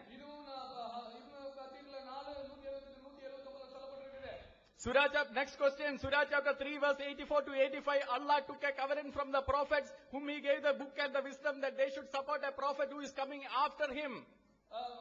சூரா 3:84-85 பார்க்கிறோம். அல்லாஹ் வந்து ஒரு உடன்படிக்கை எடுக்கிறார். உங்களுக்கு பின்னாடி வருகிறதான தூதர்களுக்கு முன்னாடி இருக்கிறதான அந்த வேத வாக்கியம் மூலமாக உறுதுணை செய்ய வேண்டும் என்று சொல்லி ஒரு உடன்படிக்கை எடுக்கிறார். Those prophets have died and gone, only the text remains to support it. முந்தினதான தீர்க்கதரிசிகள் மரித்திருந்து போயிருக்கும்போது அவர்கள் எப்படி பிந்தி வருகிற தீர்க்கதரிசிக்கு உதவி செய்ய முடியும்? அவர்கள் எழுதி வைத்த வேதத்தின் மூலம் அல்லாமல் வேற எப்படி? If the text is corrupted, what happened to Allah's covenant? அந்த அவர்களுடைய கையில் இருந்த வேத வாக்கியம் கரைப்படுத்தப்பட்டிருந்தா அல்லாஹ்வுடைய உடன்படிக்கை என்னவா இருக்கும்? Surah chapter 3 verse 55, Surah chapter 61 verse 4, Allah said the disciples of the Jesus will prevail till the end of the resurrection. சூரா 3:55-3 அந்த வசனங்களிலே பார்க்கிறோம் இயேசு கிறிஸ்துவின் சீடர்கள் மறுமை நாள் வரைக்குமாக அவர்கள் மேன்மையாக வைக்கப்படுவார்கள் என்று. What happened to Allah's word? Still not answered. அல்லாஹ்வுடைய வார்த்தைக்கு என்னவாயிற்று? இதுவரைக்கும் இன்னும் பதில் சொல்லப்படவில்லை. Surah chapter 28 verse 48 to 49, Allah challenges the unbelievers to bring a book which is a better guide than the Torah and the Quran. They have not still answered. Is Allah challenging the people to bring a corrupted text? Not answered. சூரா 28-48-49 வசனங்களிலே பார்க்கிறோம் இதை காட்டிலும் சிறந்ததான ஒரு வேதத்தை இருந்தால் அதை கொண்டு வாங்கள் என்று அல்லாஹ் சவால் விடுகிறார். என்ன கரைப்படுத்தப்பட்ட வேதத்தை அதற்காக அல்லாஹ் சவால் விட்டார். Surah chapter 15-19, Allah promised to protect this message, and I have also explained that the message applies for the other scriptures. What happened to the Allah's promise? Has Allah failed? Not answered. சூரா 15வது அதிகாரம் 9வது வசனத்திலே பார்க்கிறோம் அல்லாஹ் சொல்லப்பட்டிருக்கிற இந்த வேதத்துக்கு இன்னும் பதில் வரல. Bukhari volume 1 book number 1 hadith number 3, Bukhari volume 4 book number 55 hadith number 605. Waraq bin Naful used to write the gospels in Arabic and Hebrew. Why was he writing a corrupted text then? Volume 1 Sahih Bukhari volume 1 book 1 hadith 1 ஆகிய இடங்களில் எல்லாம் பார்க்கிறோம் வராகா பின் நஃபுல் அரபி வேதத்துல அந்த இஞ்சிலே மொழியாக்கம் பண்ணி கொண்டிருந்தார். அவர் என்ன கரைப்படுத்தப்பட்ட வேதத்தையே பண்ணிட்டு இருந்தாரு. Not answered. இதெல்லாம் இன்னும் கேள்வி இன்னும் பதில் சொல்லப்படவில்லை. Sunnah Abu Dawud book number 38 hadith number 4434. Muhammad asked the Jews to bring the Torah. He placed it on a cushion and he said, "In thee I believe." Not answered. This was Muhammad referring to a corrupted text. Not answered. சுனன் Abu தாவூதுடைய 38வது புத்தகத்திலே பார்க்கிறோம் அங்க இருக்கிற யூதர்களை பார்த்து ஹஜ்ரத் முகமது அவர்கள் தோராவை கொண்டு வர சொல்லபடி அதை ஒரு குஷன்ல வச்சு அது மேல வச்சு சத்தியம் பண்ணி உன்னிலும் உன்னை அனுப்பினவர்களை நான் விசுவாசிக்கிறேன் என்று சொன்னாரே அது கரைப்படுத்தப்பட்ட வேதமா? அதுவும் இன்னும் பதில் வரல. Lot many logical questions related to this we asked. Not a single one they answered. They just skipped the question. அவர் இதுக்கு சம்பந்தமான தத்துவ ரீதியான கேள்விகளை நம்ம எழுப்பினோம் அதற்கும் அவர்கள் பதில் சொல்லவில்லை சும்மா அவர்கள் கேட்டுட்டு தான் இருந்தாங்க. And towards the end of the second day, the second last session, the last session we are supposed to answer all the questions that they have in the immediate session. அவர்களுக்கு இதற்கு முன்பதாக இருந்த செஷன்ல அவர்களுக்கு எத்தனை கேள்விகள் இருந்தோ அத்தனை கேள்விகளையும் இந்த இரண்டாவது நாளின் இறுதி பகுதியிலே எங்களுடைய கடைசி செஷன் ஆகிய இதிலே நாங்கள் பதில் கொடுக்க வேண்டி இருக்கிறோம். Okay, we will answer. நாம் அதற்கு பதில் சொல்லுவோம். Isaiah chapter 20 verse 4 they ask what happened to this prophecy? ஏசாயா 20வது அதிகாரம் 4வது வசனத்திலே இந்த தீர்க்கதரிசனம் என்ன ஆச்சுன்னு கேட்டாங்க. They must read the encyclopedia, they must read the history, they should know that this has been fulfilled as it was told. This is a proof that the Bible is the word of God. அவர்கள் அதற்குரியதான விளக்கத்தையும் encyclopedia படிக்கும் போதே தெரியும் இந்த தீர்க்க தரிசனமானது நிறைவேறி இருக்கிறது என்று சொல்லி இதுவும் வேதத்துக்கு அதனுடைய உண்மைத்தன்மைக்கு ஆதாரமாக இருக்கிறது. Then they had an issue with the prophet or the others being naked. அந்த இடத்துல அவர்கள் தீர்க்கதரிசிகளும் மற்றவர்களும் நிர்வாணமாக இருக்கிறார்கள் என்கிறதான ஒரு பிரச்சனையை கொண்டு வந்தார்கள். Double standard in Sahih Bukhari volume 1 book number 5 hadith number 277. Hadith number 277. இந்த இடத்துல இரட்டை வேடத்தை பார்க்கிறோம். சஹீல் புகாரி 1 புக் நம்பர் 5 அதனுடைய ஹதீஸ் number 2277. When the Israelites doubted about whether there is any problem with the prophet Moses' body, you know what happened? Prophet Moses' body. மோசேயுடைய சரீரத்தை குறித்து ஏதாவது பிரச்சனையா என்று சொல்லி அங்கிருந்த யூதர்களுக்கு சந்தேகம் வந்தபோது when he kept his clothes on a stone started running with the clothes. அங்க இருக்கிறதான கல்லுகள் அந்த துணியை எடுத்துக்கொண்டு ஓடின என்று சொல்லி பார்க்கிறோம். And then Moses was naked. அப்பொழுது மோசே வந்து நிர்வாணமாக இருந்தார் என்று சொல்லி அவருடைய ஹதீஸ் சொல்லுகிறது. Double standard. இங்கே பாருங்க இரட்டை வேடத்தை பாருங்க. So many hadiths like this are there. இப்படிப்பட்ட ஏராளமான ஹதீஸ்கள் அங்க இருக்குது. Emmanuel, was Jesus ever called as Emmanuel? இயேசு கிறிஸ்து இம்மானுவேல் என்று எப்பொழுதாகிலும் அழைக்கப்பட்டாரா? As a God he can have different names. இறைவனாக அவருக்கு பல்வேறு பெயர்கள் இருக்க முடியும். If Allah can have 99 names, Jesus can also have different names. அல்லாஹ்வுக்கு 99 பெயர்கள் இருக்க முடியும் என்று சொன்னால் இயேசுவுக்கும் பல்வேறு பெயர்கள் இருக்க முடியும். Does the New Testament say that the Jesus was God in flesh as the prophecy is given? ஏற்கனவே தீர்க்கதரிசனம் கொடுக்கப்பட்டபடியாக இயேசு கிறிஸ்து அவர் தேவனாய் இருந்து மாம்சத்திலே வந்தார் என்று புதிய ஏற்பாடு சொல்லுகிறது அல்லவா? Read Gospel of John chapter number 1. The word became flesh and dwelt among us. யோவான் 1வது அதிகாரம் 1வது வசனம் என்ன சொல்லுகிறது? அந்த வார்த்தையானது மாம்சமாகி நம்மத்திலே வாசம் பண்ணினார் என்று சொல்லுகிறது. The word who was God. அந்த தேவனாக இருந்த அந்த வார்த்தை. Then they asked John chapter 5 verse 31 and John chapter 8:14, is Jesus' testimony valid or not? யோவானுடைய 5:31 யோவானுடைய 8:14 இயேசுவுடைய சாட்சி ஏற்றுக்கொள்ளப்படக்கூடியதா இல்லை என்று கேட்டார்கள். If you read the verse carefully, அந்த வசனங்களை நீங்கள் கவனமாய் வாசித்தால் both the verses differentiated, in both the verses Jesus differentiated himself from others. இந்த ரெண்டு வசனங்களில் ரெண்டு வசன பகுதிகளிலும் இயேசு இன்னொன்றிலிருந்து மற்றொன்றிலே அவர் வேறுபடுத்தி காட்டுகிறார். In John chapter 5 verse 34, யோவான் 5வது அதிகாரத்தின் 34வது வசனத்திலே Jesus categorically said he does not record testimony of men, but for their take he gives the testimonies. ஆனால் அவர் அந்த இடத்துல மனிதனுடைய சாட்சி தேவையில்லை என்று சொல்லுகிறதை பார்க்கிறோம். But why does not Jesus record the testimony of men, but others record those? ஏன் இயேசுவுக்கு மற்றவர்களுக்கு தான் அந்த அவருடைய அந்த சாட்சி தேவையாக இருக்கிறது, ஆனால் இயேசுவுக்கு ஏன் மனிதனுடைய சாட்சி தேவையில்லை? It is explained in John chapter 8, for I know where I came from and where I am going, and it is further going on to explain that. ஏனென்றால் யோவான் 8வது அதிகாரம் 1 முதல் 20 வசனங்களை பார்க்கிறோம். நான் எங்கிருந்து வந்தேன் என்று எனக்கு தெரியும், எனவே மற்றவர்களுக்காக தான் அந்த சாட்சி அவசியமாக இருக்கிறது. If they read the verses carefully, there will not be any contradiction. அந்த வசனங்களை அவர்கள் தெளிவாக வாசித்தால் என்று சொன்னால் அந்த முரண்பாடு அங்கு அவர்களுக்கு இருக்காது. Then they raise the issue of Lot having sex. அடுத்ததாக லோத்துவுக்கும் அந்த செக்ஸ் காரியங்களை பேசினார்கள். They asked also whether it is scientific to have. அவர்கள் அது அறிவியல் பூர்வமானதா இல்லையா என்பதை அவர்கள் கேட்டார்கள். As we were saying from the beginning, just because the Bible records it doesn't approve it. நாங்கள் ஆரம்பத்திலிருந்து சொல்லிக் கொண்டு வருகிறது போல வேதாகமத்தில் இவைகள் எல்லாம் சொல்லப்பட்டிருக்கிற காரணத்தினாலே வேதாகமம் இவைகளை அங்கீகரிக்கிறதா என்றுதான் நாங்கள் ஆரம்பத்திலிருந்து கேட்டுக்கொண்டிருக்கிறோம். Leviticus chapter 18 prohibits any kinds of incest. லேவியராகமம் 18வது அதிகாரத்தில் பார்க்கிறோம் இப்படிப்பட்ட எல்லா தகாத உறவுகளையும் வேதாகமம் கண்டிக்கிறது என்று சொல்லி. Deuteronomy chapter 27 also does that. அதே காரியத்தை உபாகமம் 27வது அதிகாரமும் செய்கிறது. Further, let us read this portion carefully. மீண்டுமாக இந்த பகுதிகளை இன்னும் கொஞ்சம் கவனமாக வாசிப்போம். The only if you take Lot to any court, இந்த காரியத்தை நீங்க கோர்ட்டுக்கு கொண்டு போகவில்லை என்றால், if you prove that Lot was not in his conscious mind, Lot வந்து அவருடைய தன்னுடைய சுய நினைவில் இல்லை என்பதை நீங்கள் நிரூபித்தால், he will be exempted from any other punishment. அவர்கள் வந்து மற்ற தண்டனைகளிலிருந்து அவர் நீக்கப்படுவார். அதுதான் கோர்ட் சொல்லுகிற தீர்ப்பாக இருக்கும். The only charge that the Lot will face that he has drunk the wine. ஒரே காரியத்தை அவருக்கு மேல வருகிற குற்றம் என்னவென்றால் அவர் அந்த திராட்சை ரசத்தை குடித்ததுதான் அவருடைய பிரச்சனையாக இருக்கும். But was there a law under that time that you should not drink wine? அந்த இடத்துல நீ திராட்சை ரசம் குடிக்க கூடாது என்கிறதான சட்டம் லோத்துடைய அந்த காலத்துல இருந்துச்சா? Our Muslim friends themselves will accept that law came very later. ஏனென்றால் அந்த சட்டம் இன்னும் மிக பல வருடங்களுக்கு பின்னாடி தான் வந்தது என்பதை நம்முடைய இஸ்லாமிய நண்பர்களே ஏற்றுக்கொள்வார்கள். If the law came very later, how will you judge Lot by that law? அந்த சட்டமே பல வருடங்களுக்கு பின்னாடி வரும் என்று சொன்னால் அந்த சட்டத்தின்படி எப்படி ஒரு மனிதனை நீங்கள் தீர்ப்பளிக்க முடியும்?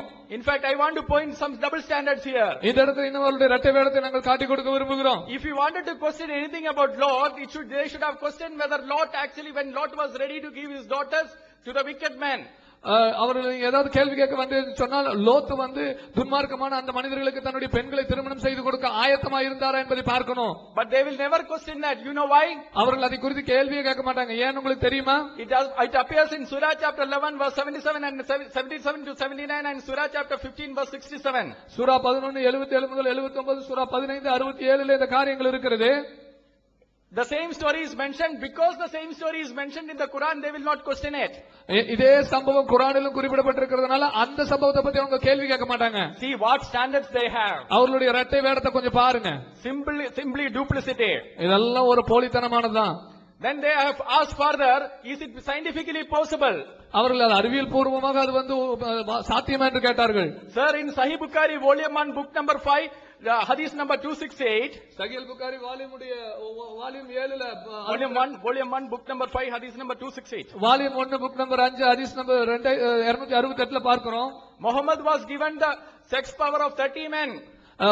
ஹஜ்ரத் முகமது அவர்களுக்கு 30 ஆண்களுக்கு இருக்கிறதான செக்ஸ் உடைய சக்தி கொடுக்கப்பட்டது, வீரியம் கொடுக்கப்பட்டது. He could sleep with all his wives in one single night. ஒரே ஒத்த இரவில் அவர் தன்னுடைய எல்லா மனைவிமார்களோடு கூட ஒரு செக்ஸ் கொள்ள முடியும். Is it scientifically possible, sir? நீங்க அதை அறிவியல் பூர்வமா உண்மையா சொல்ல முடியுமா? Or is it the miracle of Allah? அது அல்லாஹ்வின் அற்புதமாக இருக்குமா? I will just point one more thing. நான் இன்னொரு காரியத்தை நான் உங்களுக்கு சொல்லுவேன். When I have asked about where is it mentioned that Constantine actually declared that the canon, நான் அந்த கேனனைஸ் பண்ணது கான்ஸ்டன்டைன் டிக்ளேர் பண்ணார் எங்க என்று சொல்லி கேட்டபோது he never gave me any evidence. அதற்கு அவர்கள் எந்த ஒரு ஆதாரத்தையும் கொடுக்கல. In fact, in interview with Bart Ehrman, Bart Ehrman என்கிறதான நாத்திகரோடு கூட நடந்ததான உரையாடல்ல who is in May 11, 2006, அவர் 2006 மே 11 அவர் சொல்லப்பட்டதான அந்த பேட்டியில Bart Ehrman, who is an atheist, says this. அந்த நாத்திகனான அந்த பாட் ஹெர்மன் சொல்லுகிறார், It is not true that Constantine decided which books to include in the New Testament.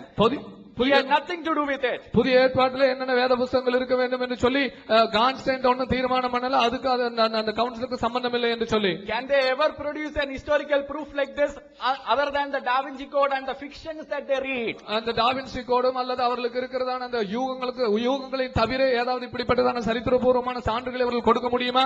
See, the questions that they raised in the previous session, we are answering it now.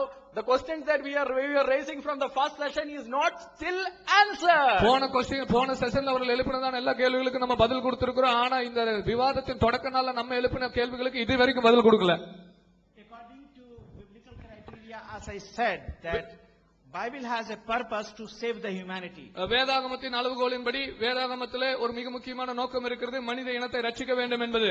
But our PJ sir, he quoted Quran chapter 6 verse 164, 17, 15. He didn't quote it, but he mean that Quran says nobody can bear the burden of another. குர்ஆன் 6:164, குர்ஆன் 17:15 இது எல்லாம் இப்படியாக சொல்ல வந்தார்கள், அது ஒருவன் மற்றவனுடைய பாரத்தை சுமக்க முடியாது என்று சொல்லி. But he have never read the another part of Quran, Quran chapter 16 verse 25 and 29 verse 12 and 13 verse 5 and 5:27 to 32, that there are people who will bear the burden of another.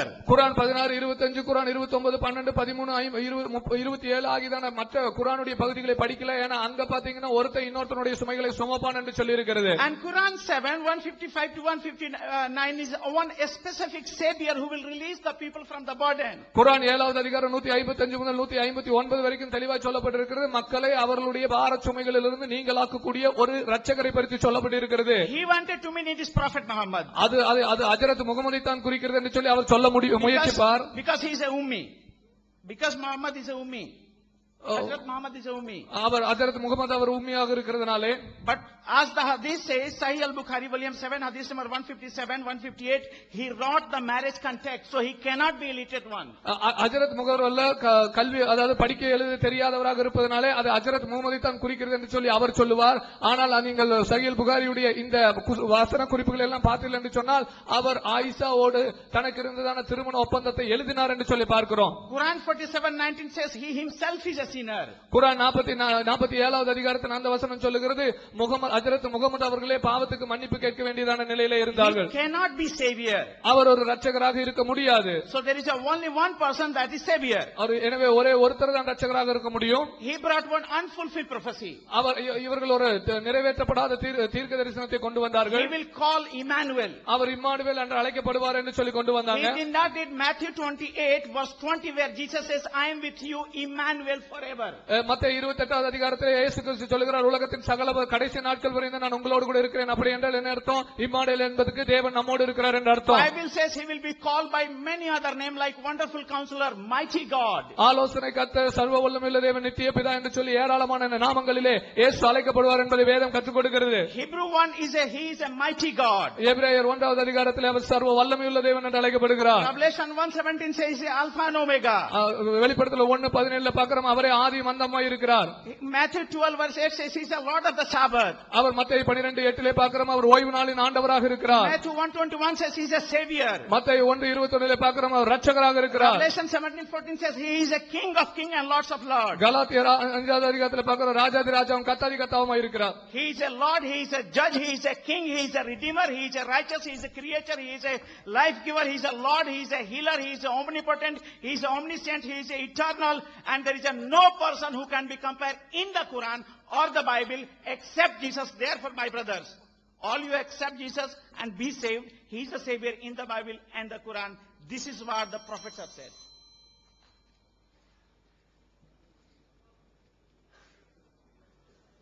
அன்பிற்குரிய சகோதரர்களே, பைபிள் இறைவேதமா என்ற தலைப்பில் கடைசி அமர்வில் நாம் எல்லாம் அமர்ந்திருக்கிறோம். இந்த தலைப்பு எதற்காக இந்த தலைப்பை தேர்ந்தெடுத்திருக்கிறோம் என்றால், பைபிளை இறைவேதம் என்று நம்பக்கூடியவர்கள் எதனால் அதை இறைவேதம் என்று அவர்கள் நம்புகிறார்கள் என்பதை நிரூபிக்க வேண்டும் என்பதற்காகத்தான். நேற்றிலிருந்து இன்றைக்கு இரவு வரைக்கும் நடந்த இந்த வாதத்தில் ஒரு ஆதாரத்தை காட்டி நாங்க இதனாலதான் பைபிளை இறைவேதம் என்று நம்புறோம் சொல்லி ஒரு ஆதாரம் காட்டவில்லை. தலைப்பு முடிந்து விட்டது. ஆனா பைபிள் இறைவேதம் இல்லைன்றதுக்கு அவ்வளவு ஆதாரங்களை நம்ம அள்ளி போட்டிருக்கிறோம். இறைவேதம் என்பதற்கு அவங்க ஆதாரம் காட்டணும். சரி, குர்ஆன்ல தௌராத் இன்ஜீல் இருக்குது அப்படின்னீங்க, அதுக்கு பதில் சொல்லி அக்கு வேற ஆணி வேற விளக்கம் கொடுத்த பிறகு மறுபடியும் அதை பட்டியல் போடுறார். உலகத்தில் அதிசயமான விவாதம் இது. அதாவது விவாதத்தை வைத்த பிறகு பதில் சொல்றதை நம்ம பார்த்திருக்கிறோம். பதில் சொல்லி முடிச்ச பிறகு கேள்வி கேட்கறத பார்த்திருக்கிறோமா? இவர் என்னவெல்லாம் இப்ப லாஸ்ட்ல சொன்னாரோ, தௌராத்தை கொண்டு வாங்க, தௌராத்து நேர்வழி இருக்கு, எல்லாத்துக்கும் வரக்காவுல இருந்து இவர்கள் கொண்டு வந்ததுல இருந்து அனைத்துக்கும் பதில் சொல்லி முடித்த பிறகு என்னுடைய அமருடைய துவக்கத்திலிருந்து ஆரம்பித்து அனைத்துக்கும் பதில் சொல்லி முடித்த பிறகு அந்த நேரத்துக்கு ஒன்னும் இல்லாதனால முதல்ல வச்சார அதையே எடுத்து வரிசையா படிக்கிறார். இது மக்களுக்கு பளிச்சென்று தெரியும். ஒருத்தர் விவாதத்துல அவர் ஒண்ணு நிலைநாட்டவில்லை என்பதற்கு அவங்க போடக்கூடிய ஆக்ஷனோ சத்தமோ அது நிக்காது. இங்க அறிவுரை யாரு அறிவுரை சொல்ல ஆரம்பிச்சுட்டாங்களா இல்லைன்னு அர்த்தம். எங்க மக்களுக்கு என்ன செய்யறாங்க, போன அமர்வுல வாதத்துக்கு பதில் சொல்ற விட்டுப்புட்டு ஜீசஸ் நம்ப வழி இல்ல, அதான் கிழிக்க போறோம் அடுத்த தலைப்புல. ஜீசஸை பத்தி தான் இருக்க தலைப்பு, இதுல சொல்ல மாட்டோம், சொல்ல வேண்டிய இடத்துல சொல்லுவோம். அதனால இப்ப நான் என்ன சொல்றேன், இந்த குர்ஆன் வச்சு தான் உங்களுக்கு இறைவேதம்னு நீங்க சொல்றீங்கன்ற அர்த்தமாகுது. உங்க மக்களுக்கு உள்ள ஒரு ஆதாரத்தையும் உங்களுக்கு காட்டல. இந்த குர்ஆன்ல தௌராத் இன்ஜீல்னு சொல்ற இதுதான் சொல்லி இவ்வளவு நாள் ஒன்றரை நாள் நீங்க பேசுனீங்கல்ல, ஒரே ஒரு முஸ்லிம் அவங்க சொல்ற நம்புனா கை தூங்க. இதுதான் பயன். அதுதானே சொல்ல வந்தீங்க, எங்களுக்கு தானே சொல்ல வந்தீங்க. ஒரு முஸ்லீம் கூட தௌராத் இன்ஜீல்னு சொல்ற இது இல்லைங்கிற அவ்வளவு கான்பிடண்டா இருக்கணும், ஒரு அசைக்கவே இல்லை. ஆனா நீங்க இவ்வளவு சொன்னீங்களா, அதனுடைய ரிசல்ட் என்னவா இருக்கிறது, கிட்டத்தட்ட 85 சீட்டு காலியா இருக்கிறது.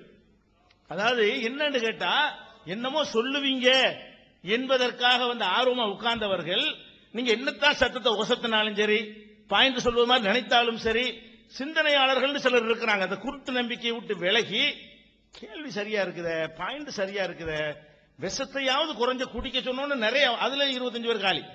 விஷத்தை குடிப்பாங்கன்னு பார்த்தாங்களா, அவங்களும் பார்த்தாங்க, என்னடா இவ்வளவு பைபிளுக்கு ஒரு சேலஞ்சு பண்றாங்க, பைபிள் காவலர்களா உட்கார்ந்து இருக்கக்கூடியவர்கள் குடிப்பாங்கன்னு குடிச்சு நிரூபிச்சு எப்படியாவது நம்மளை காப்பாற்றிடுவாங்க, நம்ம வேதத்தை நிலைநாட்டி பரிசுத்த வேதாகமத்தை பரிசுத்தம் என்று நிரூபித்து விவாதத்தை முடித்து விடுவார்கள் என்று பார்த்தாங்க.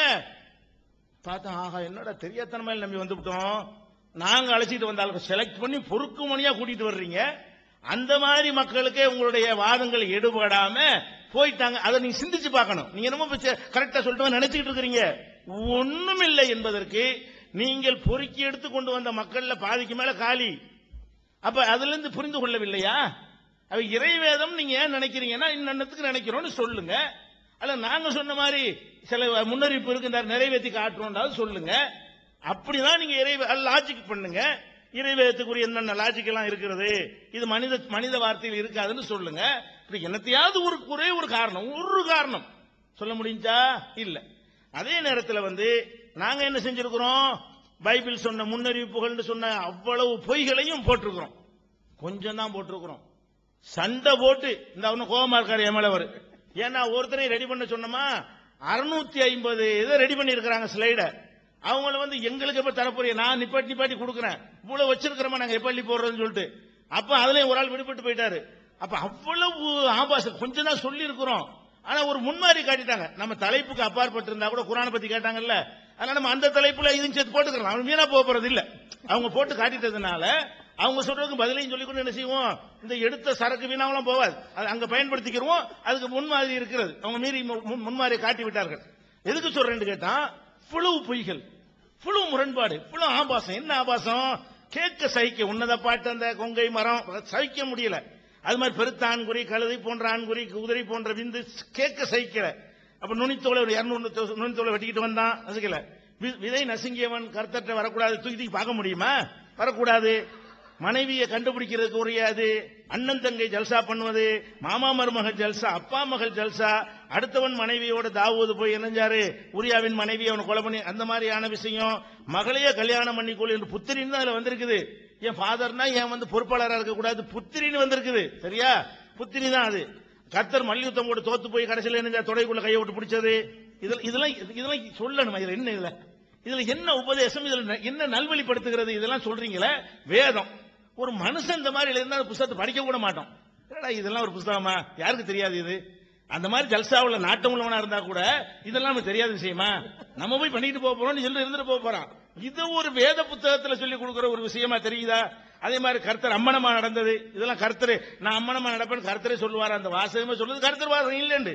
கர்த்தர் ஊழையிட்டது, விஷம் குடிக்கிறது எவ்வளவு அழகா சொல்றாரு. கடுகளவு இருந்தா கூட குடிச்சிடலாம்னு. ஆமா, நம்ம உயிரை விட வேதம் தானே பெருசு. நாங்க எந்த அளவுக்கு இல்ல அவங்க குடிச்சுட்டா என்ன செய்யறதுங்கிறதுக்காக வேண்டி டாக்டர் வர சொல்லியிருந்தோம். டாக்டர் எங்க இந்த இருக்காரு, டாக்டர் தப்பிச்சிருப்பாங்க. குடிச்சிருந்தா கூட நாங்க சாவு விட்டுருக்க மாட்டோம். குடிச்சு இருந்தா கூட டாக்டர் கண்டிப்பா டாக்டர் நீங்க லீவ் போட்டு வந்திருக்கு, நேத்து அவர் வரல, ஸ்பெஷலா கோட்டா கொடுத்து நெஞ்சம் அவரை வர சொல்லி எப்படியாவது காப்பாத்திருக்கு. அதுக்கு மாற்று மருந்து கையில வச்சிட்டு இருக்கிறோம். டாக்டரையும் வர சொல்லி மாற்று மருந்தோட உட்கார்ந்துட்டாரு. குடிச்சா கூட உடனே சாவடிச்சிட கூட என்ன செய்யறது, அப்படிலாம் ஏற்பாடு நாங்க இருக்கிறோம். உங்களை சாவடிக்க விரும்பல, ஆனாலும் உங்களுக்கு குடிக்க என்ன செய்யல, அது மனசு வரல. குடிச்சா கூட காப்பாற்றப்பட்டிருப்பீங்க.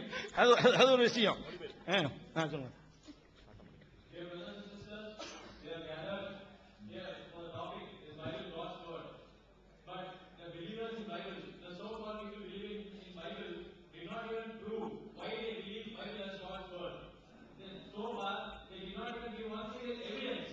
To prove their claim that Bible is God's word.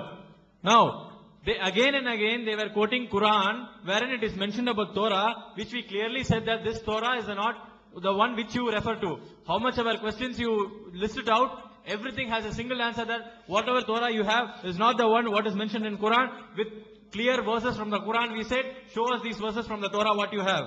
Now, this is looking like a miraculous debate. TNTJ have debated a lot of debates and everybody is aware of that. And this specific debate, if you see, the other side people, the other side opponents, they are questioning on the answers, whatever is already been given. Now, if you believe in Jesus, then you are not supposed to preach. You can believe it. You don't have to preach the Muslim brothers. None of the Muslims have accepted. They did not take up your preaching. They were not admired by your preaching. There's no point in discussing that. There is no point in forcing your belief on the Muslims. Now, 85 seats are empty in the other side, the Christian side, which clearly shows that even they are not convinced with the arguments raised by, with the arguments, whatever they have put forward. People believing in Bible fail to prove to the audience that Bible is God's word. Now, 25 of them left when we put that poison challenge. The so-called saviors of Bible, people believe them to be the saviors of Bible. When they realize that they are not even ready to take the acid test, they are not even ready to sacrifice their life for the Bible, people realize that whatever claims they have put is going to be false, and they are very disappointed. And those audience are very much selected. They have selected their audience, they have filtered them, and they have gathered this crowd. Those selected audience themselves are not able to withstand.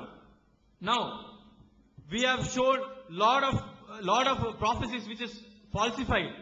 You will have to show at least one prophecy, and we have a doctor to prove that, and they should not be afraid. We assume that in the course of the debate they might drink poison and it might turn out against us. So for that we have brought in a doctor so that we will take care of your lives. But even then you don't believe in the word of God and you prove that this is not God's word. Now, in Bible, if you see, there are a lot of unfulfilled prophecies. Now, we have a person who was willing to produce more than 600 slides. He has prepared, and we are sorry that we don't have time for that because you are raising some unnecessary, irrelevant questions which has to be answered here. Now that you have shown us an example, you have shown us a bad example as to you quoting out of context. So, definitely we will give chance so that our panel will be able to produce the evidence, whatever we created here. Now if you see Bible, it is full of it is filled with obscenities, It has virginity test. It has incest described in different flavors. Incest between daughter-in-law and father-in-law. Take name one relation it will have. And it speaks chopping 200 foreskins cruelly. And it speaks about Yahweh walking naked. Imagine God walking naked. And God walking naked. Such filthy statements are in a so-called Bible. And you fail to prove even one evidence that Bible is God's word. அப்ப நமக்கு தெளிவாக பதில் சொன்னோங்கிறாங்க, இன்னொன்னு பதில் சொல்லிட்டோங்கிறாங்க. பதில் ரெண்டு வகை இருக்கு. அதாவது நம்மளா சொல்லிக் கொள்வது ஒன்று இருக்கிறது, அதை மக்கள் ஏற்றுக்கொள்வதுன்னு ஒன்று இருக்கிறது. சொல்லலாம், எதுக்கும் பதில் சொல்லலாம். கொலைகாரன் கூட நான் கொலை செய்யலன்னு சொன்னா பதில் ஆயிரமா? கொலை செஞ்சதுக்குரிய கத்தி ரத்தம் எல்லாம் டெஸ்ட் கொண்டு காட்டின பிறகு நான் கொலை செய்யலன்னா அந்த மாதிரி பதில். உங்களுடைய எந்த பதிலாயாவது உங்க சகோதரர்கள் பைபிளையும் வைத்து நாங்க வாதத்தையும் வைத்து உங்களுடைய பதிலை வைத்து படிப்பார்களே, ஆனால் அவங்க என்ன கேட்கறாங்க, இவர் என்ன சொல்றாரு, இந்த அசிங்கம் இதுல இருக்கணும் தானே கேட்கறாங்க. அதுக்கே பதில காணாம மவளை கல்யாணம் கட்டுறதுக்கு வேணா அப்பனுக்கு சொல்லுவாங்களா என்று இப்படி ஒண்ணு ஒண்ணா சிந்திச்சாங்கன்னு வைங்க. அதுக்கு நீங்க சொல்ற பதில் இல்லை என்றுதான் நினைப்பார்கள். நீங்க இங்க இருக்க இந்த அரங்கத்தில் என்ன மாதிரி ரிசல்ட்டை பார்க்கிறீர்களோ அதுதான் இது வீடியோக்களாக கேசட்டுகளாக போகும் பொழுது மக்கள் மத்தியில் ஒரு முஸ்லிமும் கூட உங்கள் வாதத்தை நம்ப மாட்டான். அநேக கிறிஸ்தவர்கள் நீங்கள் பதில் சொல்லவில்லை என்ற முடிவுக்கு வருவார்கள் என்பதற்கு தெளிவான சான்றை நம்ம எடுத்து காட்டுகிறோம். சொல்லக்கூடாது, தெளிவான சான்றை எடுத்து காட்டுகிறோம். அப்ப முரண்பாட்டை சொன்னோம், உளறல்களை சொன்னோம், ஆபாசங்களை சொன்னோம், தவறுகளை சொன்னோம், பொய்யான முன்னறிவிப்புகளை சொன்னோம், சேர்த்தல் நீக்குதல். எப்படி வார்த்தையை சேர்க்கிறது? ஸ்பெல்லிங் மிஸ்டேக் எழுத்துல வரும், ஸ்பெல்லிங் மிஸ்டேக் ஒரு சொல்லுல வரும், ஸ்பெல்லிங் மிஸ்டேக் ஒரு மொத்த சாப்டர்ல வருமா, ஒரு புக்ல வருமா? அந்த புக்கு ஸ்பெல்லிங் மிஸ்டேக் ஆகுமா? நிறைய புக்க காணாம கேட்டா ஸ்பெல்லிங் மிஸ்டேக் மனிதனுக்கு இயற்கை, சரி அது அனைத்துக்கும் உள்ள பதிலாகுமா? ஸ்பெல்லிங் மிஸ்டேக்குங்கிற ஸ்பெல்லிங் மிஸ்டேக்கு உள்ளதுக்கு மட்டும் பதிலாகும். பல ஆகமங்களே காணாம பல புக்ஸுகளையே காணவில்லை என்று கேட்டா அதுக்கு எப்படி ஸ்பெல்லிங் மிஸ்டேக் ஆகும்? அப்ப ஸ்பெல்லிங் மிஸ்டேக் சொல்லுவேன், சரிப்பா ஸ்பெல்லிங் மிஸ்டேக் சம்பந்தம் இல்லாம இருக்க 10 விஷயத்துக்கு அது பொருந்தனால 90க்கு பொருந்த மாட்டாங்க நினைக்க மாட்டாங்களா சிந்திக்கிற மக்கள்? ஏதோ தாய் தந்தையர் முன்னோர்கள் சொல்லிவிட்டார்கள் என்பதற்காக ஒவ்வொருவருடைய நம்புவார்கள். இந்து சகோதரர்கள் தங்களுடைய பகவத்கீதை வேதமாக நம்புகிறார்கள் என்றால் அவர்களுடைய பெற்றோர்கள் சொன்னதால் நம்புகிறார்கள். முஸ்லிம்கள் குரானை நம்புகிறார்கள் என்றால் அதே மாதிரி தான் நம்புகிறார்கள். கிறிஸ்தவர்கள் அதே மாதிரி நம்புகிறார்கள். நாங்கள் நம்புவதோடு நாங்கள் இறைவேதம் என்பதற்கு சான்றுகளை நாங்கள் வைத்திருக்கிறோம். ஆனால் நீங்கள் வேதம் நம்புகிறீங்களா? நம்புறீங்க, அவ்வளவுதான். ஒவ்வொருவரும் எதை வேண்டாம் நம்புவார்கள். நம்புவதை தவிர உங்களுக்கு என்ன ஆதாரம் இருக்கிறது? நம்புவதற்கு ஏற்றதாக இருக்கிறதா? அவர் திருத்தினார், இவர் திருத்தினார், அதுல நாங்க ரெண்டு மூலப்பிரதியில் இருக்கிறவர் காட்டின 3000 வச்சிருக்கிறோம் என்பது பிளஸ் மைனஸா? அதாவது 2 மூலப்பிரதி அவர் 2 3 காட்டுறாருன்னு சொன்னா 3 படித்திருக்கிறார்கள், 3 மட்டுமா இருக்கிறது? அது ஒரு பொம்பளையை கைப்பிடிச்சு இழுத்து விட்டான், தப்பா சொல்கிறார்கள். ஒரு பொம்பளையா இழுத்த 25 பொம்பளையாக இழுத்தா இது எப்படி? இது பாராட்டத்தக்க ஒரு வாதமா? இது நாங்க 3 மூலப்பிரதி இருக்கு, 3 முரண்படுது கேட்டா 3000 இருக்கு என்று அவர் சொல்லுகிறார். 3000 படிச்சலாம் நீங்க? அப்படி இதெல்லாம் பதிலா நினைப்பாங்களா? கொஞ்சம் நீங்க யோசிச்சு பார்க்க வேண்டாம். நம்ம இது சொல்றோமே, நம்மள்ட்ட இது பிஸ்டேக்கா தானே இருக்கு. கேட்டா என்ன செய்யறாங்க? நீங்க ரெட்ட நிலை எடுக்கிற என்ன ரெட்ட நிலை? நீங்க தலைப்புக்கு அப்பாற்பட்ட விஷயங்கள் எல்லாம் போட்டு சொல்லி இதெல்லாம் சொல்ல விடாம தவிர்க்க நினைச்சீங்க. அதுல ஓரளவுக்கு வெற்றி பெற்றீங்க. ஒரு காவாசி சொல்ல முடியல. நாங்களும் தேவையில்லாம நுழைஞ்சு பதில் சொல்லிட்டு வந்ததுனால சில நேரங்கள் வீணா போய் விட்டது. ஆனால் முழுசு நாங்க வீணாக்கி விடவில்லை. அதுக்காக நீங்கள் சம்பந்தம் இல்லாம போட்டு கேள்வியை ரட்சிப்பு எதனால் கிடைக்கும், இயேசுவை விட்டால் ரட்சிப்பு இல்லை, அதுக்குதான் தலைப்பிற்கு பேசிக்கிறோமே. உங்க குரான்ல சொன்னபடி நடந்திருக்கா, அதான் தலைப்பிற்கு பேசிக்கிறோமே. உங்க முகமது நபி சொன்னபடி நடந்திருக்கா, அதுதான் தலைப்பிற்கு பேசிக்கிறோமே. அதுக்குன்னு இருக்கும்போது நீங்க என்ன செய்வீங்க? தேவையில்லாம அனைத்து தலைப்புகளையும் கொண்டு வந்து இயேசுவைத்தான் ரட்சிக்க வேண்டும், ஒரு இந்த மாதிரி ரட்சிப்பு கொள்கை தான் கரெக்ட், அதை விட கேடுகட்ட கொள்கை இல்லைங்கிற அந்த தலைப்பு நிரூபிப்போம். Dear brothers, they say that whatever they claim to be answers, they in fact blabbered something. That doesn't mean that it is the answer for the question we raised.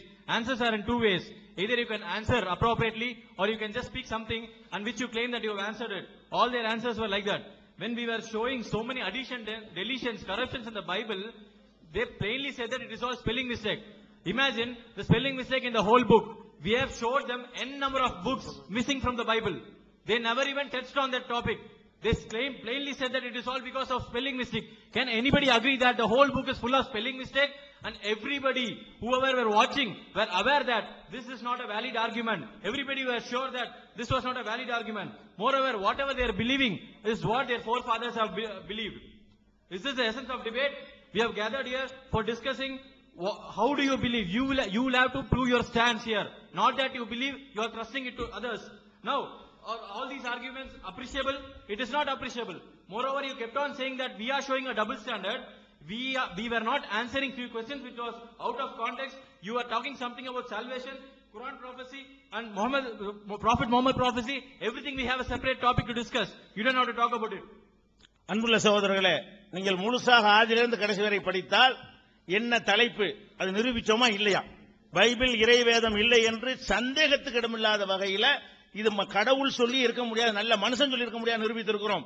அவர்கள் இறைவேதம் என்பதற்கு ஒரு ஆதாரத்தை கூட சொல்லவில்லை. முஸ்லிம்கள் நம்பக்கூடிய வகையிலும் சொல்லவில்லை, நீங்கள் நம்பக்கூடிய வகையிலும் சொல்லவில்லை, பொதுமக்கள் பார்த்து நம்பக்கூடிய வகையிலும் சொல்லவில்லை என்று கூறி பைபிள் இறைவேதம் இல்லை என்று சந்தேகத்திற்கு இடமில்லாமல் நிரூபணமாகிவிட்டது என்று கூறி முடிக்கிறேன். We are affirming that not even single evidence has been produced by the Christians to claim that Bible is God's word, but we have shown n number of evidences to refute it.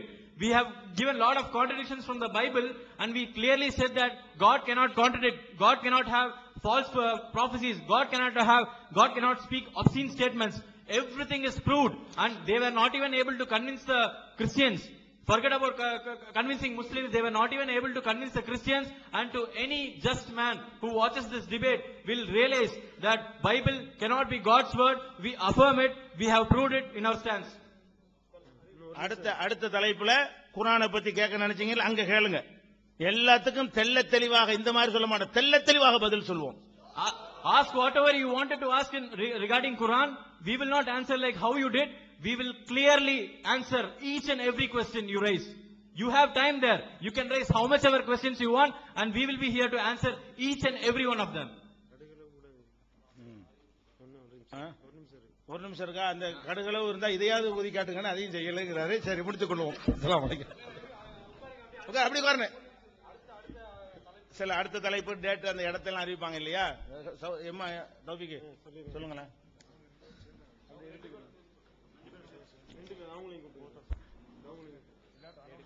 Vote of thanks அந்த சில நன்றி எல்லாம் சொல்லுவாங்கல்ல, தலைப்பெல்லாம் பேச மாட்டாங்க, பொதுவான சில 2-3 ரெண்டையும் சேர்த்து பிடிங்க.